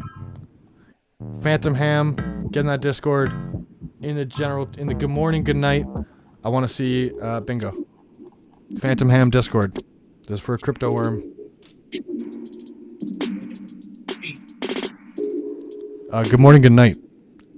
So in the ham community, good morning, good night. Oh, Bates. Bates is just owned it. Congratulations, Bates. What a big win. All right.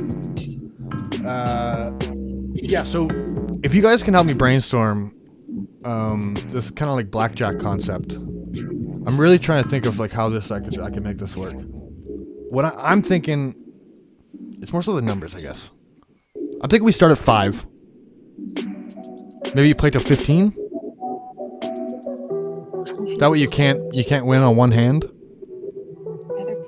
But yeah, you basically. You start with a thing. I'll give you a balance of 5. I'll call you up on stage, and we'll go one at a time, where you play your cards until you bust and are broke 0, or you get 15 and win an NFT. I think that's my method of doing it. I hope so. Anyways, I think that's gonna be the way to do it. But I would love to get some other brainstorming in here.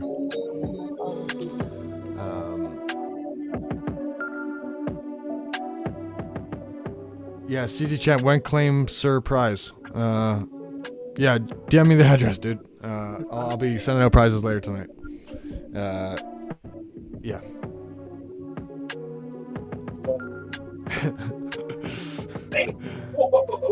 A gambling bot for blackjack. So, I had this I had that bot in here. Yeah, but it's like I could fuck around with that bot in your Discord, and like the balance, it's kind of like your overall account balance. That's the problem. Is that everybody's got different balances already and whatnot. Yeah, I mean this bingo shit is gonna be good. I'm gonna keep doing bingos for sure. I'm just trying to think of other games and stuff that we continue to do. We'll have some trivia nights. But to be honest, I kind of like the bingo. I think what's gonna end up happening is I'll man up and I'll buy cards. You get 30 cards for free, but if I pay $10, I can get 100 cards and have 100 people participate. But then you kind of dilute the, you want you guys to have good chances of winning. But yeah, I think what I'm gonna end up doing is. How do I want to do this? I would like this to be like a weekly event where maybe it is 100 cards, or maybe it's maybe it's 250 cards. And like, I'm just trying to think. I'm thinking like, you know, we have winners of NFTs, but then maybe it's just all participants. So like, I'll do the same kind of idea of the Twitter giveaway, where I give away these cards. And if you get a card, like you might not actually win something in bingo night, but if you won one of those cards, like you'll get a proof of bingo NFT. I'll work with an artist and get some proof of bingo NFTs or something like that, and then everybody that participated in bingo can get those NFTs. And then we can at some point add a utility to them. Maybe it's alpha chats, where we just come in here and you know, you have to have one of the proof of bingo cards to have you know, access to these alpha chats. Potluck poker. Yeah, I do want to schedule sort of like a poker tournament or something. I just don't know how the fuck I would do that. I'm not sure if you can like set up like an offline tournament through like PokerStars or anything like that.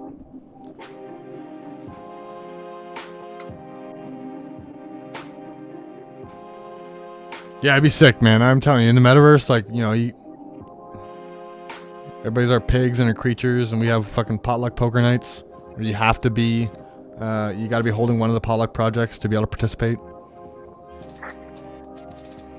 There's a lot of cool concepts, dude. I think, okay, so we got trivia here. Yeah, interesting.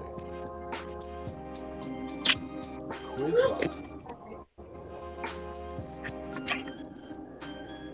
I'll have to look into that. Oh, you react to the answer. Okay.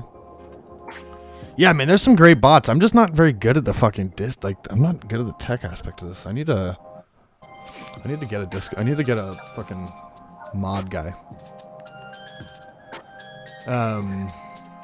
But yeah, that's a good idea. Cause I know even Tulip DAO runs some really cool Discord contests, like through different Discord bots. Like there's some like battle. We got some battle game that I was participating in the one day. Yeah, man, VR-based metaverses, they're coming soon, baby. Rahul, they're coming soon. Everybody's got to stop sleeping on Slothtopia. I'm just telling you that. Man is building it all. I want everybody to, I'm going to sit here and give a round of applause to our boy Lil Astro. Dude, this music is killing it, man. I really, really enjoyed this. This added a whole another level. I'm not going to lie, just having some awesome tracks going on in the background, I really do believe that added to it all. Yeah, as everybody said, Astro slayed it. Dude, you killed this, man. I'm fucking so happy. Yeah, music literally set the mood. Yeah, dude, so just to give you the idea, Lil Astro, I know I already kind of talked to you a little bit about kind of making your way over to Fantom at some point. But yeah, we are with Potluck Labs. Like, we're trying to kind of create these experiences, you know, whether it's something like this, whether it's the Crazy Mint parties, you know, we're the YouTube series. We're trying to just create content and create community. Like I said, you know, now that I'm home all day every day, there's times where I got an hour where it's just I would love to just sit and chat with people, and I don't know where everybody's hanging out.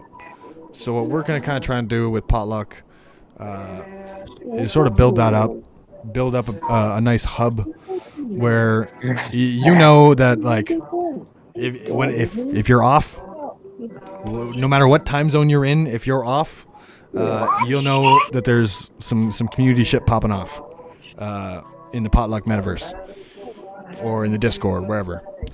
That's kind of the idea. We want to create these experiences. So even when it comes to a mint, having music going on. We've been talking about these ideas of having maybe DJ battles while a mint is going on. Having artists live drawing while mints are going on. There's so much cool shit that we can be doing. It's just kind of figuring it out and brainstorming. To be honest, it was the Mingos that kind of inspired me to do something like this. Seeing that they were really trying to this this week and next week try to do all these community events to win these whitelists to then get their Polygon mint.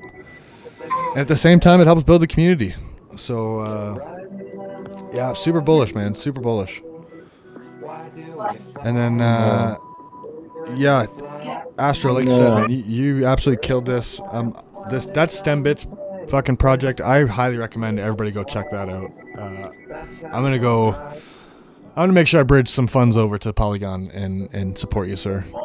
Because I just think that is super fucking innovative, dude. Yeah, one Matic mint too. So again, much like a Fantom, you're not gonna pay crazy gas fees. It's gonna be nice, fucking cheap, fast transaction. It's not gonna be as fast or as cheap as Fantom, but we'll give you some slack there. It's gonna be nice. It's gonna be a nice experience. But dude, it's just a super innovative concept. I think I'm glad that Stephen Vinyl's in here, one of our artists that are, one of our musicians that are in here, because I'm sure that you're going to kind of take some inspiration from this. But that concept of, I like the idea that I could buy these NFTs and try to make these little remixes. Because I'm not gonna lie, I've been enjoying watching your little Twitter videos where you make those, you try to make little remixes on your OpenSea. Well, like that. It's so funny, bro. Yeah, that's a cool concept, man. We should totally do that on Fantom as well. Yeah, no, 100%.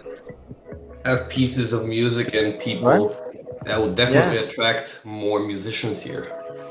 Well, it's funny because I just seen another project. I want to say it was on Avalanche. And it almost kind of sounds similar, where you're like assembling a band. Where like you have... Yeah, I think I saw that. There's like the different guitarists, I guess. There's different drummers and...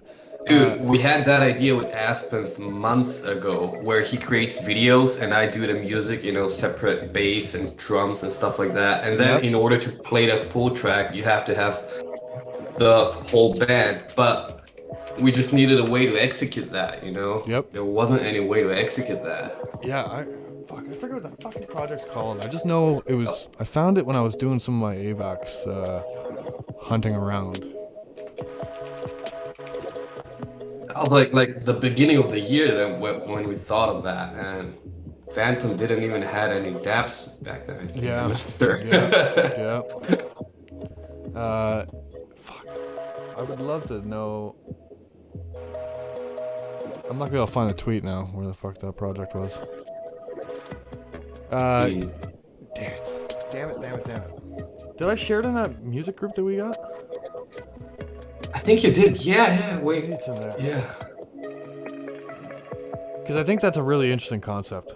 Yeah, it's here. It's here. Pixel bands. Pixel bands. That's it. Oh, it's sold up. Wow. On Solana. Oh, come on. Solana, that was it. That's right. But yeah, so I don't know, Astro, if you've seen this, but I guess this is kind of the same kind of concept that you're bringing with the STEM bits. I mean, it's different. It's not the same, but yeah. So there's 4,444 in total. Yeah, it's split. 1,111 guitars, 1,111 drums, 1,111 keys, and 1,111 bass. And I guess you just try to assemble your little band. Dude, imagine if Aspen did a high quality res video and then a music, it's it's gonna be so much better. Yeah. Well, to me, like, let's do it with Potluck Labs. to me, I would almost like to see you add on to Riot Ghouls. Where's that? Wait. Riot Ghouls is L. So she's got these ghoul girls, like ghoul bands. She's like this punk rock girl. And her whole collections are all this like punk rock thing. but we have yet to integrate music into that. And I think there's definitely an avenue that. Oh, definitely. Cause yeah, I know they like you minted. So you got these ghouls, the riot ghouls, and then you could mint band names. So if you had four of the girls, you could mint a band name. But it's all like this punk rock feel. And I know she does a lot of like partnerships with the Scullys and Ghostlies, like the Farm God Dow team. Maybe I should reach out and ask if she wants to do some, music. 100%, dude. I would definitely reach out because I know Funeral is working on adding music. Just recently, actually added music to Ghostlies. There's something going on with that. I saw that, I think. So yeah, he's a big musician too. So I know he's working on that stuff too. So I think those are a couple people to get in contact with as well. I just think it's a great fit because she's got this whole punk rock fucking vibe to it. Yeah. There's just no. It's all music based. It's just there's no music behind any of it. Yeah. I also have no idea what she has planned because she is so hard to get in contact with. Like I'm so bullish on her. She just works her ass off. She's really like, yeah, I'm not really worried about all the hype. Like I'm just kind of, I'm building. I'm like, okay. Yeah, that's the most important thing. Keep building. Yeah. All right. If you don't want to do AMAs with me, absolutely. Like, you just keep building. Yeah. Yeah. So I definitely, this pixel band thing. I'm fucking really intrigued by that concept. That's interesting. Here's our need to get into a link. developer and see how it works, actually. Yeah. That's all it comes down to, right?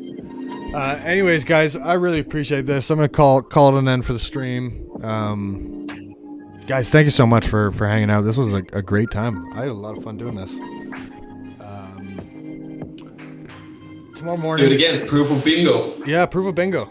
I'm gonna start talking to an artist about getting some proof of bingo NFTs. Maybe it's music NFTs. Maybe this is our opportunity, Mr. Vinyl, to force feed people some music NFTs.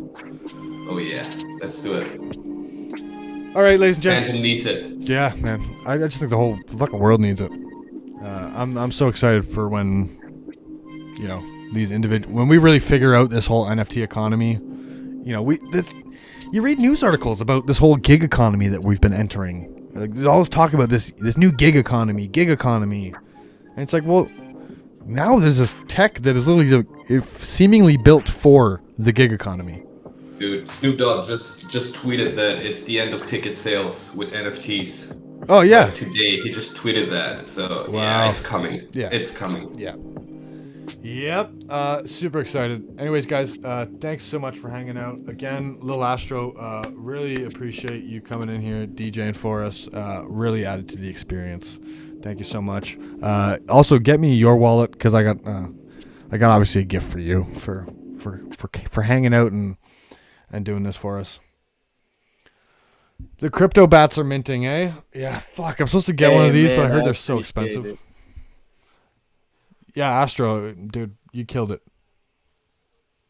And it was sounding solid through it sounded good quality and everything throughout the Discord. Yeah, stage. the only thing is I wasn't sure because it was in mono, man. I'm not sure if that's because of a tinfoil setup or I'm not sure what you got running, but the music was in mono, it wasn't stereo. Oh, But okay. other than that, it was okay. Nice. great. Hey, well, as long as it wasn't too bad, man, that's great. I'm glad, man. I'm glad I added to that experience. Thank you, fam. Yeah. Yeah, it was great, man. You can you somehow share how you do this with voice meter? But if you can share that later. or Yeah, something no, like that. literally all I did, man, is there's little arrows on the microphone, like when you're on your laptop, on Discord. And I literally just click that arrow and then I go up to input device and I use Serato virtual audio for my DJ. I use Serato DJ. And what I okay. do is I just click that for the input device and then I go over to my DJ software and then it just runs it right into the space. Like it takes over my mic and just uses that. Right. Oh, okay. Great. Thank you very much, man. It was great. Yeah, man, no problem. Fire beats. Yeah, man, that was Thank super awesome, dude. I'm really looking forward to your project. I'm gonna get some funds bridged over and show some support.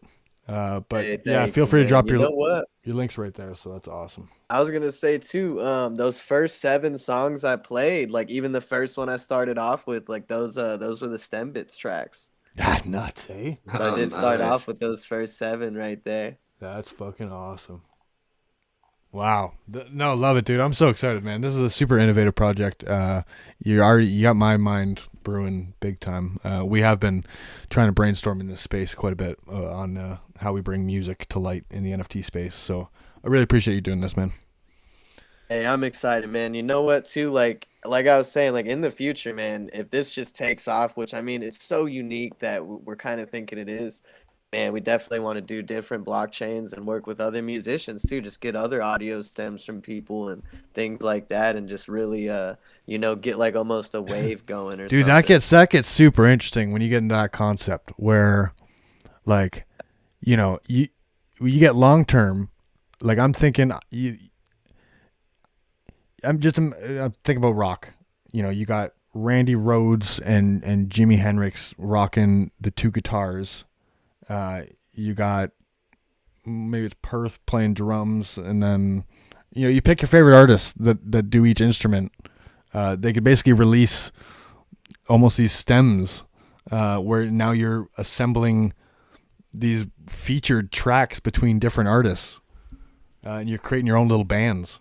This gets so fucking interesting. Yup. No, that'd be dope, man. Exactly. Just something like that. Insane. Yeah, that shit gets crazy. I'm so excited, man. I'm so excited. Even just I think about things like we got official NFTs, so it's kind of a clothing company on Fantom. All NFT certified, blockchain certified. You got a little QR code on the shoulder. You scan that. Marketplace shows up, NFTs right there.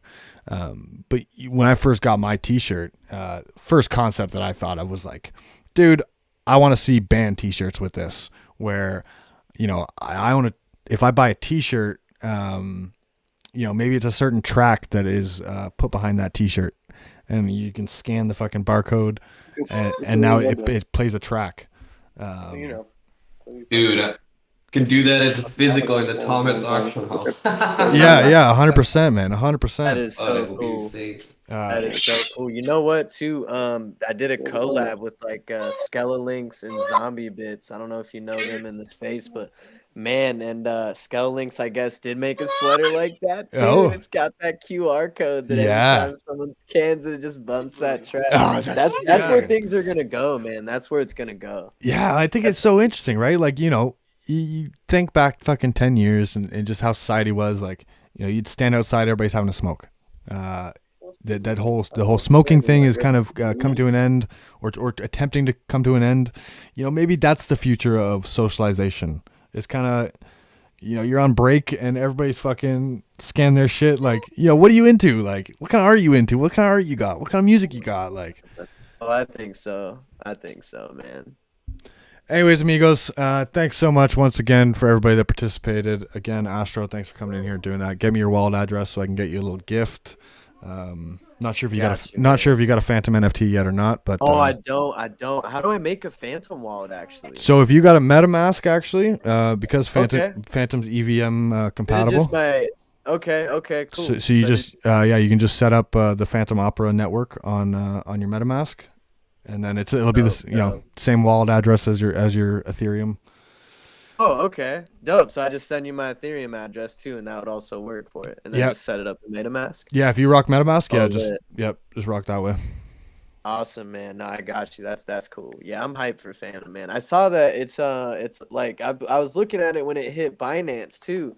And man, no, once I get some liquidity, like I definitely want to get in on Fantom because I think, it definitely is gonna be a moonshot. Like it could pull a Spawn or something. Well, It you know that I don't know how much you are into DeFi and stuff, but Andre Cronje and Daniel Sesta. Man, honestly, I'm like an outsider to DeFi. but Right, I'd love to right. do more. So like, I first got into this shit because like, it was Yearn Finance, and all I remember was that when Bitcoin was like fucking $30,000, I was looking at the charts and this Yearn Finance token was like $60,000. And I was like, I don't fucking get it. I don't know what the fuck, why is it so expensive? Turns out it's a really small supply, but it's this like DeFi vault platform. And it's built by this Andre Cronje guy. And now, at the time, I didn't really have a whole lot of crypto understanding, but everybody in DeFi was talking about that, like, you know, Yearn is the thing. So I figured, like, well, the guy that built Yearn, like, I should probably look into him a little bit and what he's doing. So that's kind of how I got into Andre Cronje. And then I remember watching some video where he was basically talking about Fantom as his, like, he was almost like talking about it like his little baby that he was kind of keeping hush hush, that he's doing like all this testing on and this and that and trying to do all these like innovative builds on. But he wouldn't really fucking mention it all that much. And then I'm listening to all these podcasts, and it was a Badger DAO creator who went on and was just like, yeah, man, we do all of our mainnet, or sorry, our testing on Fantom mainnet. And he said that like most of the top blockchains have to do their testing on Fantom's mainnet because, you know, it's too expensive to try to run it on their own chain. And just the ability of Fantom allows it to be super cheap and to be able to run these contracts really easy, especially being EVM compatible and whatnot. So I started getting into this stuff at like 17 cents and whatnot. NFTs started popping up around like 30 cents or so. And like we watched some of these other chains that, you know, I'd fucked around on Matic because of Zrun and AVAX, some of the other chains. And like we just kind of watched all of these chains just run away in price. But we were all kind of sitting here going like, I don't get it. Like, what is going on? Like this operates faster and cheaper. But you know, we weren't paying, we weren't sending merch packs to all the famous influencers. We weren't paying people to do videos on the ecosystem and stuff. Venture capitalists. Yeah, so it's literally just been this cool like grassroots growth. And then all of a sudden, it was just a couple months ago when out of nowhere, Danny Sesta, which is the Spell Magic Internet money guy, the Frog Nation, when all of a sudden he starts talking about building all his shit on Fantom. And then Andre Cronje all of a sudden starts coming out tweeting about Fantom. And that's basically when we go from being, you know, 50 cents, we shot over $2, you know, went back down under $1. Now we're, you know, getting back to closing in on all-time highs again. And now we're all at the point where it's like, we've basically just been waiting on the people to be able to access Fantom. Because like, for the longest time, it was just so fucking hard to get your hands on it. Certain chains didn't have, or certain exchanges didn't have it. And if you did want to get Fantom, you were buying like ERC20 Fantom, like the Ethereum Fantom. So you weren't even using like Fantom mainnet and experiencing the transaction speed and the gas fees.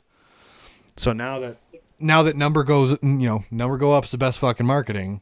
It's funny that like now that it's $3, the amount of wallet growth that happens is insane compared to when it was, you know, 17 cents. So we're looking forward to this year. Kind of, I think my general thought is that the crypto markets are kind of adjusting themselves properly. Like your shit coins and your fucking meme coins will just slowly slide their way down the rankings. Your blockchains that have been all this talk that haven't really done anything, you know, they're like a Cardano is not going to sit in the top 5 much longer. I think there's just going to be this slow, just repositioning of the crypto charts. And I think that's where you're going to see Fantom work its way up top 10, potentially, you know, even top 6, 7. It's definitely coming top 10 this year. I mean, the more I'm into it, the more I'm convinced of it. Yeah, 100%. And then just, you know, the community here is just so awesome as well. Yeah. Everybody tries to help each other out. We try to call out rugs as soon as we can find them. You know, now we're trying to call out, you know, bullshit NFT projects that are coming out. There's a lot of this grassroots community build is super awesome. And then, we kind of see a very interoperable future when it comes to all these chains. Oh yeah, no, it sounds, man, Fantom sounds just great. And I like the fact how it's almost like a polygon where it's what is it, like attached to Ethereum in some way, or is it? Well, so this is the fun part, man. This is where Fantom, this is why we're so bullish on it, is that it is a layer 1. Much like a Matic. So it technically is a layer 1. It's EVM compatible, but Fantom, with these fucking wild devs, they've already basically prepared themselves to what they're working on is basically Fantom virtual machine. So Ethereum operates on Ethereum virtual machine, and then all the EVM compatible chains run on the Ethereum virtual machine. So Fantom's already got that down. What they're working on doing is then creating the Fantom virtual machine, which basically makes it an Ethereum, but at this scalability. So then I think the concept is then any EVM chain will be able to kind of port over to Fantom, seamlessly, but then the Fantom kind of the EVM is the base of it all, so that this new FVM is built for just pure scalability. And we're seeing already, our Fantom is, I think, it's literally just under Ethereum in transactions, over the last couple days. I'm gonna say less than 200,000 transactions in differences. We're catching up. Yeah, Fantom's doing over 1 million transactions a day now. So we're really right behind Ethereum in transactions, number of transactions, but you're seeing gas at 0.1 Fantom. So it's kind of showcasing at this stage now, we're kind of ready to scale, and can scale for a while still. But then there's the aspect of the team's already got FVM being built. FVM is going to be implemented before ETH 2.0 gets implemented, for fuck's sakes. So we're unbelievably bullish on Fantom.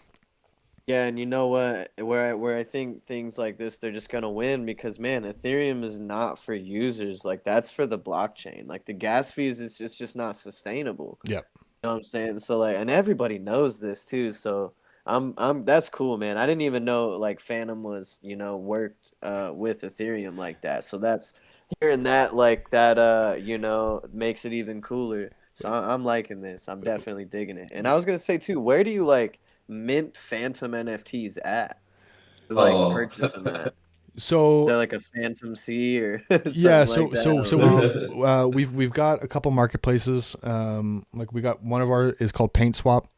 So it started as a DEX, but then moved into became an NFT marketplace when NFTs started popping off. NFT Key is actually, I'm gonna actually share that link in here because it's a great cross-chain marketplace that's being built, and they had a tweet today talking about airdropping tokens. Ooh. Yeah, and we've been kind of moving a lot of the Fantom volume over there. I'm gonna post a link in here. Really clean marketplace. It's got all the cool tools. It's got all the cool tools of OpenSea, but it's not a clone. It doesn't look like OpenSea, but you can basically do all the kind of same shit that OpenSea does. But then the idea is that they're kind of going to be like a looks rare, where once volume gets built up right and they work out the tokenomics properly, then it's okay, airdrop time. Yeah, no, you know what? And I like how at the top you can just see what blockchain you want to go to. Yeah. It's smooth. I'm liking this site. No, it looks really nice. And I could just mint Fantom on here? No, so so when it comes to if you want to just mint NFTs, PaintSwap has actually they just released a whole new contract feature that basically it's going to let you mint to your own contract right from their website, essentially. That's the easiest way to do it for most people. We do have a lot of artists and stuff that are kind of creating their own websites, like they're partnering with a dev and creating their own minting websites and stuff. So I posted one earlier in the general chat, but Riot. I'm gonna find a medium on how to mint. That's by the old contract on PaintSwap. Might be a bit complicated, but PaintSwap. Okay, so I would just. How much does it cost to mint? What are they? One Fanta? I forget what the fee is. It's not. It's pretty cheap. Okay, and then you just mint on. So what would I do? Just mint on PaintSwap and list on the NFT key site if I wanted to, or I could also mint on PaintSwap and list on here. So too, you right? can mint to PaintSwap and then list on PaintSwap. I guess so NFT key is more of like a curated marketplace. Yeah. Oh, okay. So projects have to like submit. You fill out a form and submit to them, and they will approve your collection or not.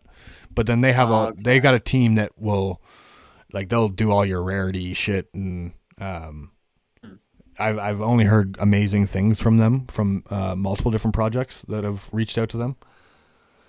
But for the most part, I think. Yeah, we've got a few people that are helping with some of the contract stuff, but it sounds like PaintSwap just did an upgrade where you're basically gonna mint right to your own contract. Yeah, that's pretty cool. It looks like it says here. Yeah, it says you can generate contract. What? long overdue. Yeah, that would be great. So then as long as it is your contract, and you have that contract information, then you can send it to any marketplace. What? And get listed. So the one problem that we had earlier in the Fantom ecosystem was that we had a marketplace called ZooCoin, and it was basically any NFT that was minted on their site was on their contract. So it became difficult when they were trying to list on other marketplaces and stuff because they didn't even own their own contract. It was all under this community marketplace contract. So then a lot of these projects that released on that site early or minted on that site early have had to go through the process of like basically receiving the pieces back from their holders, burning and then reminting on their own contract, and then sending those NFTs back to the holders. So that way they can kind of take that contract and just list on any marketplace that pops up. Because we are in a bit of because Fantom's so young, like we're still, the plumbing is still kind of being built in NFTs. Like the Fantom Foundation was working on their own marketplace. So that the idea is like, yeah, you got to be able to have your own contract so that you can move that to different marketplaces and list if you want. Yeah, no, that's way cool, man. That is so cool. But then we're getting real close to like NFT bridges being built. You know, AnySwap's working on that NFT bridge. We've already bridged one from AVAX to Fantom, but that the Flamingos partnered with AnySwap and their team to do that. But I can imagine that within the next couple months, you'll essentially be able to mint your NFT on Fantom and then bridge it and sell it over on OpenSea or on the Coinbase marketplace. But you'll just pay you'll pay the cheap gas and fee to mint it on Fantom instead of on ETH or wherever. Yeah, that's nice. I was just thinking that to go to Coinbase NFT. That's lit. What's your opinion on the tomb rugs that are happening? Tomb rugs? There's been rugs. Oh, tomb finance, the tomb fork. Yeah, to be honest, I don't. I'm fucking 99% NFTs, so I don't really fuck around with all that shit so much. I don't really understand I don't understand enough on how Tomb works to even get involved in it. So, you know, I didn't get into all the OHM forks. I haven't touched a Tomb fork yet. I'm literally I got my Fang. I'm LP and Fang FTM on Potluck Protocol. I'm getting like 140% right now. That's my DeFi, man. That is my DeFi. Yeah, and then I just, buy NFTs. Do you put in a lot, or how much?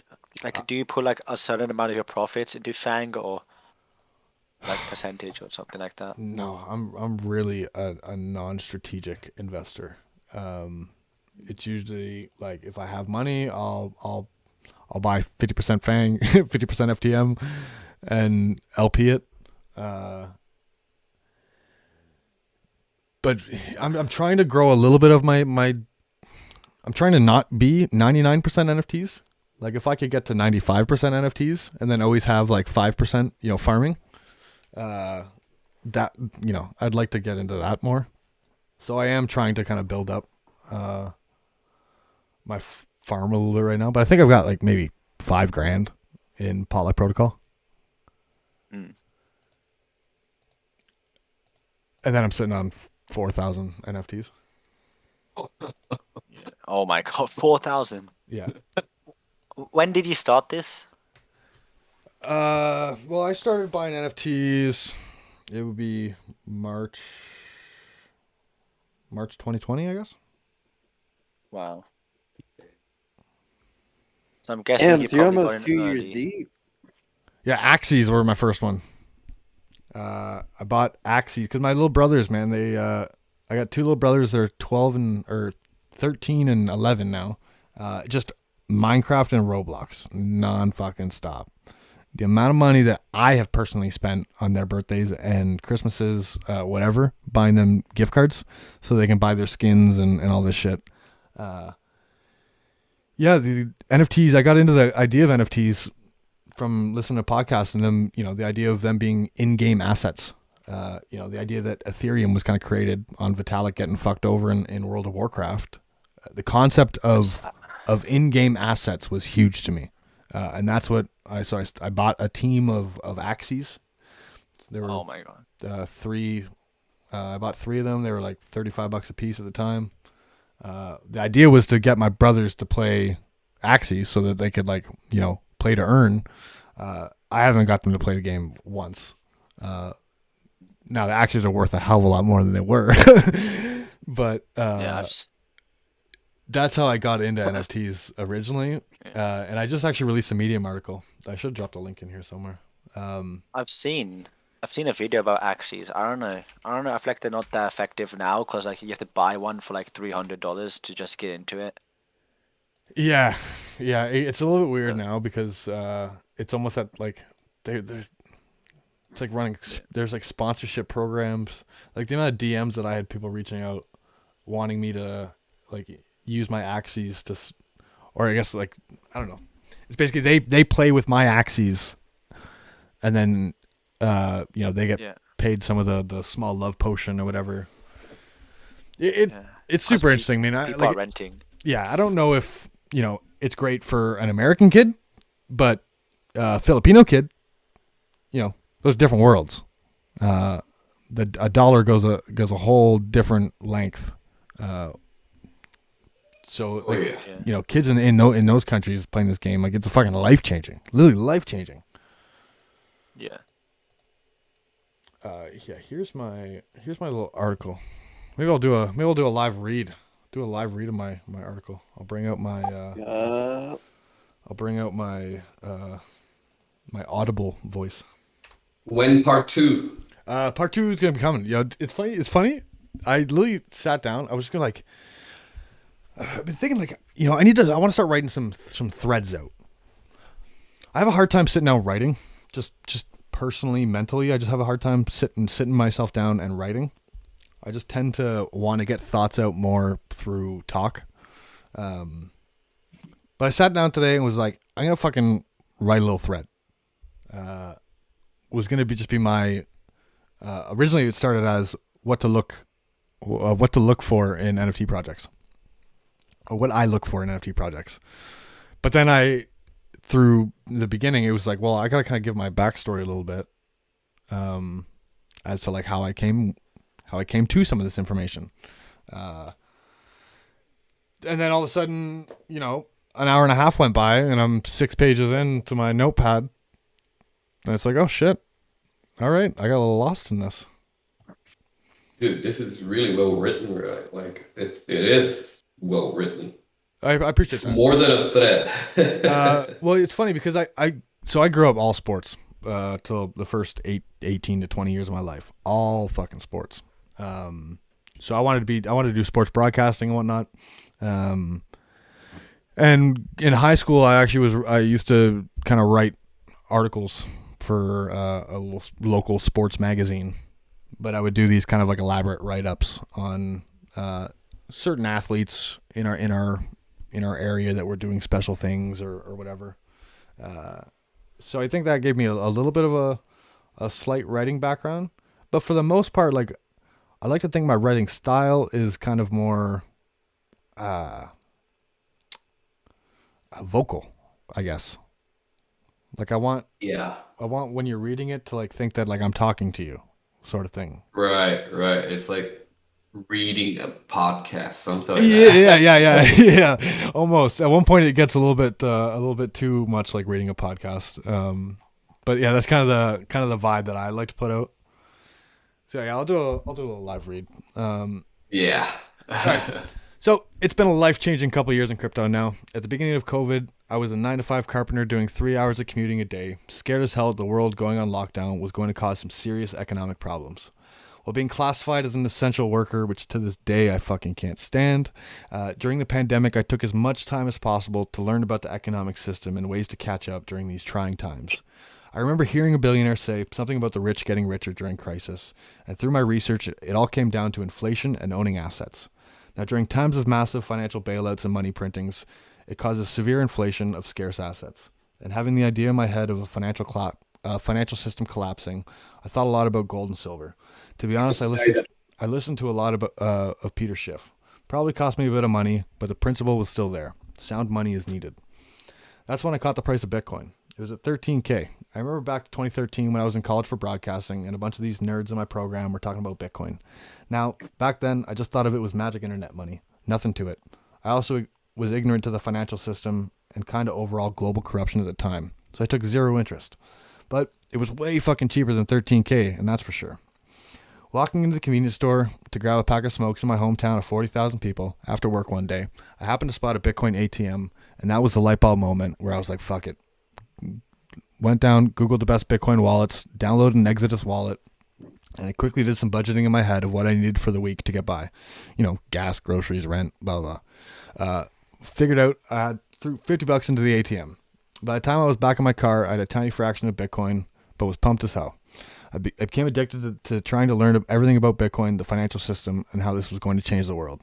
I was now super motivated to save money and learn the crypto world, but also had to because we were locked down and I couldn't spend my money on random shit and the distractions from how I hated this rat race. During the entire workday and commute, I would listen to podcasts on the industry. Started learning about the other cryptocurrencies, ecosystems, the dApps, decentralized applications, and wallets. And that's when I downloaded a MetaMask and the decentralized crypto world kind of became my playground. Every other Friday became a rush to cash my check, separate my bills and gas money, and stick whatever else I had into that convenience store ATM. I became friends with the convenience store attendant to this day. To me, crypto was a once-in-a-lifetime opportunity for the low and middle class people to own an asset in a time when you have to own assets to stay on par with inflation. So I had to share that with everyone that wanted to have a conversation with me. Never mind the fact that it's an entirely new asset class that I figured the old world would hate, but is inevitable as any innovation is. The opportunity for the largest wealth transfer back to the people in human history. The political game theory built into Bitcoin had me addicted. Then, through some of the podcasts and content I was absorbing, I learned about NFTs, mainly through the concept of them being in-game assets that you buy with crypto and then sell for crypto. You have ownership of, and hypothetically could take it into other games. Having two little brothers that had been completely immersed in games like Roblox and Minecraft, it motivated me to learn more about the space. Now, at the time, I'd now been DCAing about $50 to $200 into Bitcoin and ETH every other Friday. The price of crypto was going up with inflation just as expected, but the multiples just seemed ridiculous. Now, I had some extra money to trade some tokens, stack my sats, and buy a few NFTs. It all started with buying a team of 3 Axie Infinity characters, and I was thinking I could get my little brothers to playing to earn instead of dumping money into Roblox and still being fed endless advertising. To be honest, I never got them playing the game to this day, but the Axies would sell for a hell of a lot more than I bought them for. Now, I ended up getting real distracted by token trading, which was going really well. Felt like I was winning on shitcoin, or felt like when I was winning on shitcoins, I was winning big. To the point there were days at work looking at my portfolio thinking I'm literally losing money by coming to this job, working my ass off, not being able to sit in front of the screen. I'll never forget buying some Squirtle token, watching my portfolio go from $2,000 to $20,000, and by the time I got home after sitting in fucking traffic for 2.5 hours, it was back down to $6K before I was able to make the trade. Nonetheless, I was winning, and this was all more money than I had ever seen in my life. And now, through listening to all these podcasts and videos, I caught onto this chain called Fantom. I had first heard of it in a video involving Andre Cronje, who I knew was part of the Yearn finance team, which was all the talk of DeFi at the time. Fantom sounded like an amazing technology, and I kind of had blind respect for Andre. Then I'll never forget a Bankless podcast that featured the founder of Badger DAO, who said they did all their testing on Fantom mainnet, and that many other top projects were doing the same because Fantom's incredible speed and cheap transactions. At the time, it was like 17 cents, and I started moving a decent chunk of my portfolio into it. But there wasn't anything to do with my FTM. I just kept learning about the space and watching my portfolio grow, definitely making some shitty trades along the way. Now, at this time, NFTs had started popping off on Ethereum. My crypto Twitter feed started featuring a lot of them. So that's when I started collecting some art pieces on Rarible and picked up a Zedrun racehorse. To be honest, I kind of think Zedrun started my NFT addiction. While I was lost in token trading and Zedrun racing, which to this day I'm fucking horrible at, some dApps started popping up on Fantom and its value is still growing. All of a sudden, there were tokens I could trade within Fantom, and the two dexes, Spooky Swap and Spirit Swap, were just so fast and cheap. As I'm now just completely immersed in all of this crypto world, basically speaking French to the guys on my job sites, NFTs start happening on Fantom. Not only are they cheap, but the transactions are so damn cheap and fast. Now, I feel like it was probably FTM Alert's tweet that led me to them, but I found BitHumans on Fantom. Now, I was trying to create some content to promote the Fantom ecosystem at the time with some of the tokens and dApps that were popping up on Fantom, so I decided I would live stream the minting of my BitHumans. Fantom was 30 cents, BitHumans were 100 FTM to mint. I was game. During the live stream of minting, I minted an alien BitHuman. Right then and there, it was like, oh shit, this feels big. Boom was the first things that came out of my mouth. I still have this video on my Twitter. I'm gonna have to link that somewhere. Where am I at? So now I'm hyped about NFTs popping up on Fantom. Zoopet was a DEX and an NFT marketplace that popped up, so I started buying some NFTs on it.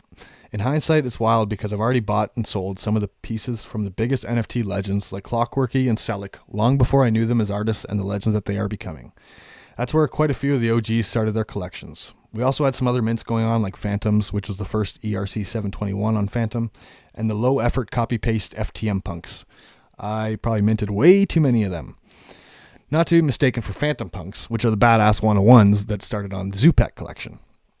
Now, these mint experiences were just amazing in that the transaction was instant and cost a penny. It became addicting. I minted some Gantom stones, being the first GAN project on Fantom, and then went back to ape a bunch more BitHumans. I minted like 60 BitHumans and started just messaging people to give them all. A little side note here, I literally got messages from SatsDart. I don't know if you guys all know SatsDart, one of these big AVAX influencers, but he literally messaged me and was like, yo, how much are these BitHumans things going for? And I'm like, where the fuck did you get those from? He's like, oh, one of my followers gave these to me like way fucking long ago. And I'm like, oh, I bet you that was fucking me. And then sure enough, he goes, oh yeah, here's the wallet that gave it to me. It's like, yep. So yeah, that's my little BitHuman story. So imagine you kept all of them. Oh, dude. Well, this is where it gets interesting. Would they still be as valuable? You know, that's where it all gets interesting. Actually, maybe not. So I minted like 60 and just started messaging people to give them off. Then all of a sudden, the rest minted out so fast and everybody was showing them off. After checking out BitHuman's site for the crazy fast minting that was happening near the end, I found the artist had another collection on OpenSea. And at that moment, I seen the art. It blew me away. So this is where I find the humans. Now these beautiful feminine beings, kind of trippy, but super calming, psychedelic, but also not really. I've seen these beautiful one-of-one pieces that were the environment pieces, the vision of the world of humans that these beings lived in. I fell in love with the humans. Now, there was no rarity guide or attribute list at the time, but I was looking through the collection. I was definitely noticing some different traits that seemed to pop up more or less than others. I was mind blown at the quality and almost even more so at the supply. Now, supply demand economics are obviously everything to crypto, and I kind of knew NFTs were kind of the same. So to me, this was a super high quality art project, which should garner demand, but at the super low supply in comparison to the 10K projects that were popping up on ETH. Now, it was a no-brainer. Started picking them up, joined the artist Discord, and that's when I got to chat with the artist and learn about her incredible story. I learned that I was able to support a young woman in Ecuador, and the messages I received in thanks from her just unlocked something in my soul. It really clicked for me what the NFT industry could become from artists, creators, collectors, and the gig economy as a whole. I took my support for the world of humans to Twitter and just seen it as an incredible opportunity. At the time, man, I'm getting emotional even thinking about this shit. At the time, humans were selling for between 0.04 ETH and 0.08 ETH. And Uman would run buy one, get one free deals. I felt like I was screaming from the mountaintops about this opportunity. At the same time, I was giving away bit humans and started seeing them become people's PFPs of many of my Fantom friends. More mints started popping up on Fantom. Pepetero Cards Edition 0 was a mint that popped up on Fantom that I wanted to live stream. There were 111 animated pixel Pepe Tarot cards. The art blew me away, and being a spiritual person, I thought the tarot NFT concept was super innovative. I set up my live stream, the time came to mint, I hit that button, and oh shit, a failed transaction. I'll try again. Nope, failed again. Weird. By the time I went for the third time, Pepe Tarot Edition 0 had sold out. NFT season on Fantom was beginning. Damn. So that's part one. That's really good. Oh my god. Wait, Oh, do man, you that like was- do you like have a passion for like writing or something? Because that was really well written. Like, it was entertaining. Like, captivating. No, like I said, man, I kind of just my writing style is more so like personal. How I would speak. Like if I could Yeah. if I could have a podcast and organize my thoughts to like, everything was on point. That's kind of the thing I like about writing, is that it just forces. Perfect. Yeah, it perfects it. It stops the random little thoughts that pop in. It stops all that, where I can kind of organize those thoughts out. But I still try to keep it like, in that like that's very nice. talkative. Yeah. I really appreciate you guys like that. Yeah, I'll assume it was also like probably like therapeutic to like write it. Like you just feel like, you just feel very nice. Oh, that's the thing, man. I sat down. I was gonna write. What I was thinking was like a 5-piece Twitter thread, and all of a sudden it was like an hour and a half gone. Yeah. And it was like, oh fuck, what the Do you fuck? Where'd the time go? Do you like read? Do you like read a lot or something? Yes and no. I don't. To be honest, I don't read as much as I did before the crypto stuff. I was 50 pages of a book a day. That was like something I had to do. Since kind of being no wonder. Since being into crypto, it's something I don't do enough of anymore. I read white papers and shit, but it's something I actually have on my little goals list, is that I want to get back into the habit of 50 tabs of Twitter. Yeah, I know. Yeah, even just 50 pages a day, man. Like, it's just, on whatever topic, doesn't really matter. I got a book I got picked out to start, actually, called On Tyranny, but it's just about tyranny in the world and history, and so I'm going to be diving down that rabbit hole a little bit. Oh, dude, that part about, going to work and that shit blowing up. Oh, that's happened to me, man. I feel that. So I put 1K into this, I don't know, what was it? Stupid dog project. Just skyrocketed to 8K. I was like, dude, I'm at work. I can't do anything. Got back home and it's just down to 2K again. Fuck. Yeah, that was it for me. Like that, it was the Squirtle one was a crazy one, because it's literally like 1 o'clock in the afternoon. I just invested like that morning. I put like maybe $400 in that morning into this one token, which was like at the time I only had like $2,000, so I was making a balls to the wall play on this fucking shit coin that literally had a Squirtle as a fucking logo. Like, no chance that was gonna work out long term. And anyways, I fucking got into that thing. It's 1 o'clock. It's after lunch. I'm like looking at my portfolio, going like, "Yo, Jay." One of my buddies actually, who's Jay Slay. He's a NFT collector now. I'm literally showing him like, bro, like I'm at $20,000 right now. Like, what the fuck? And like, yeah, I got a shitty phone. MetaMask would just crash as soon as I opened it on my phone. So like I literally couldn't do anything that I needed to do. And as I'm driving, sitting in traffic on the way home, the hour and a half commute home, there's no other way to get a fucking round it. I'm just watching the cells happen. And like, they're just watching it happen. I'm like, I'm literally losing out on half of my year's salary just on this fucking drive home as I just sniff fumes of the other million vehicles sitting beside me. Oh man, I feel that so much. Yeah.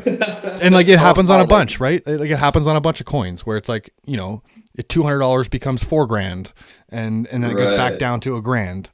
But all of a sudden you time 8 of these trades and you got that's 3 years salary. Right. That's why. Yeah, I was in Shakira Inu, that was on Binance, and now it's down. But just I'm looking at Just as well. That could go up again. That Just token. I went into not sure. I went into Just after that. I'm a little bit more bullish today because I seen somebody tweeted a screenshot, I guess, of Harry in one of the chats last night saying that he hasn't given up yet. Yeah. They had just found out, like they just found out that Just had rugged, but they weren't selling, and they were gonna try to figure something out. So if Harry he pulled Tomb back, if he can pull Just back, I got a little bag. I'll be all right with that. That would fund some extra NFTs. Oh yeah. All right. Anyways, amigos, thank you so much for this night, dude. I killed 2 hours just having a blast. Oh yeah. Great. Let's do it again. Yeah, absolutely. All right, amigos. Ciao, ciao.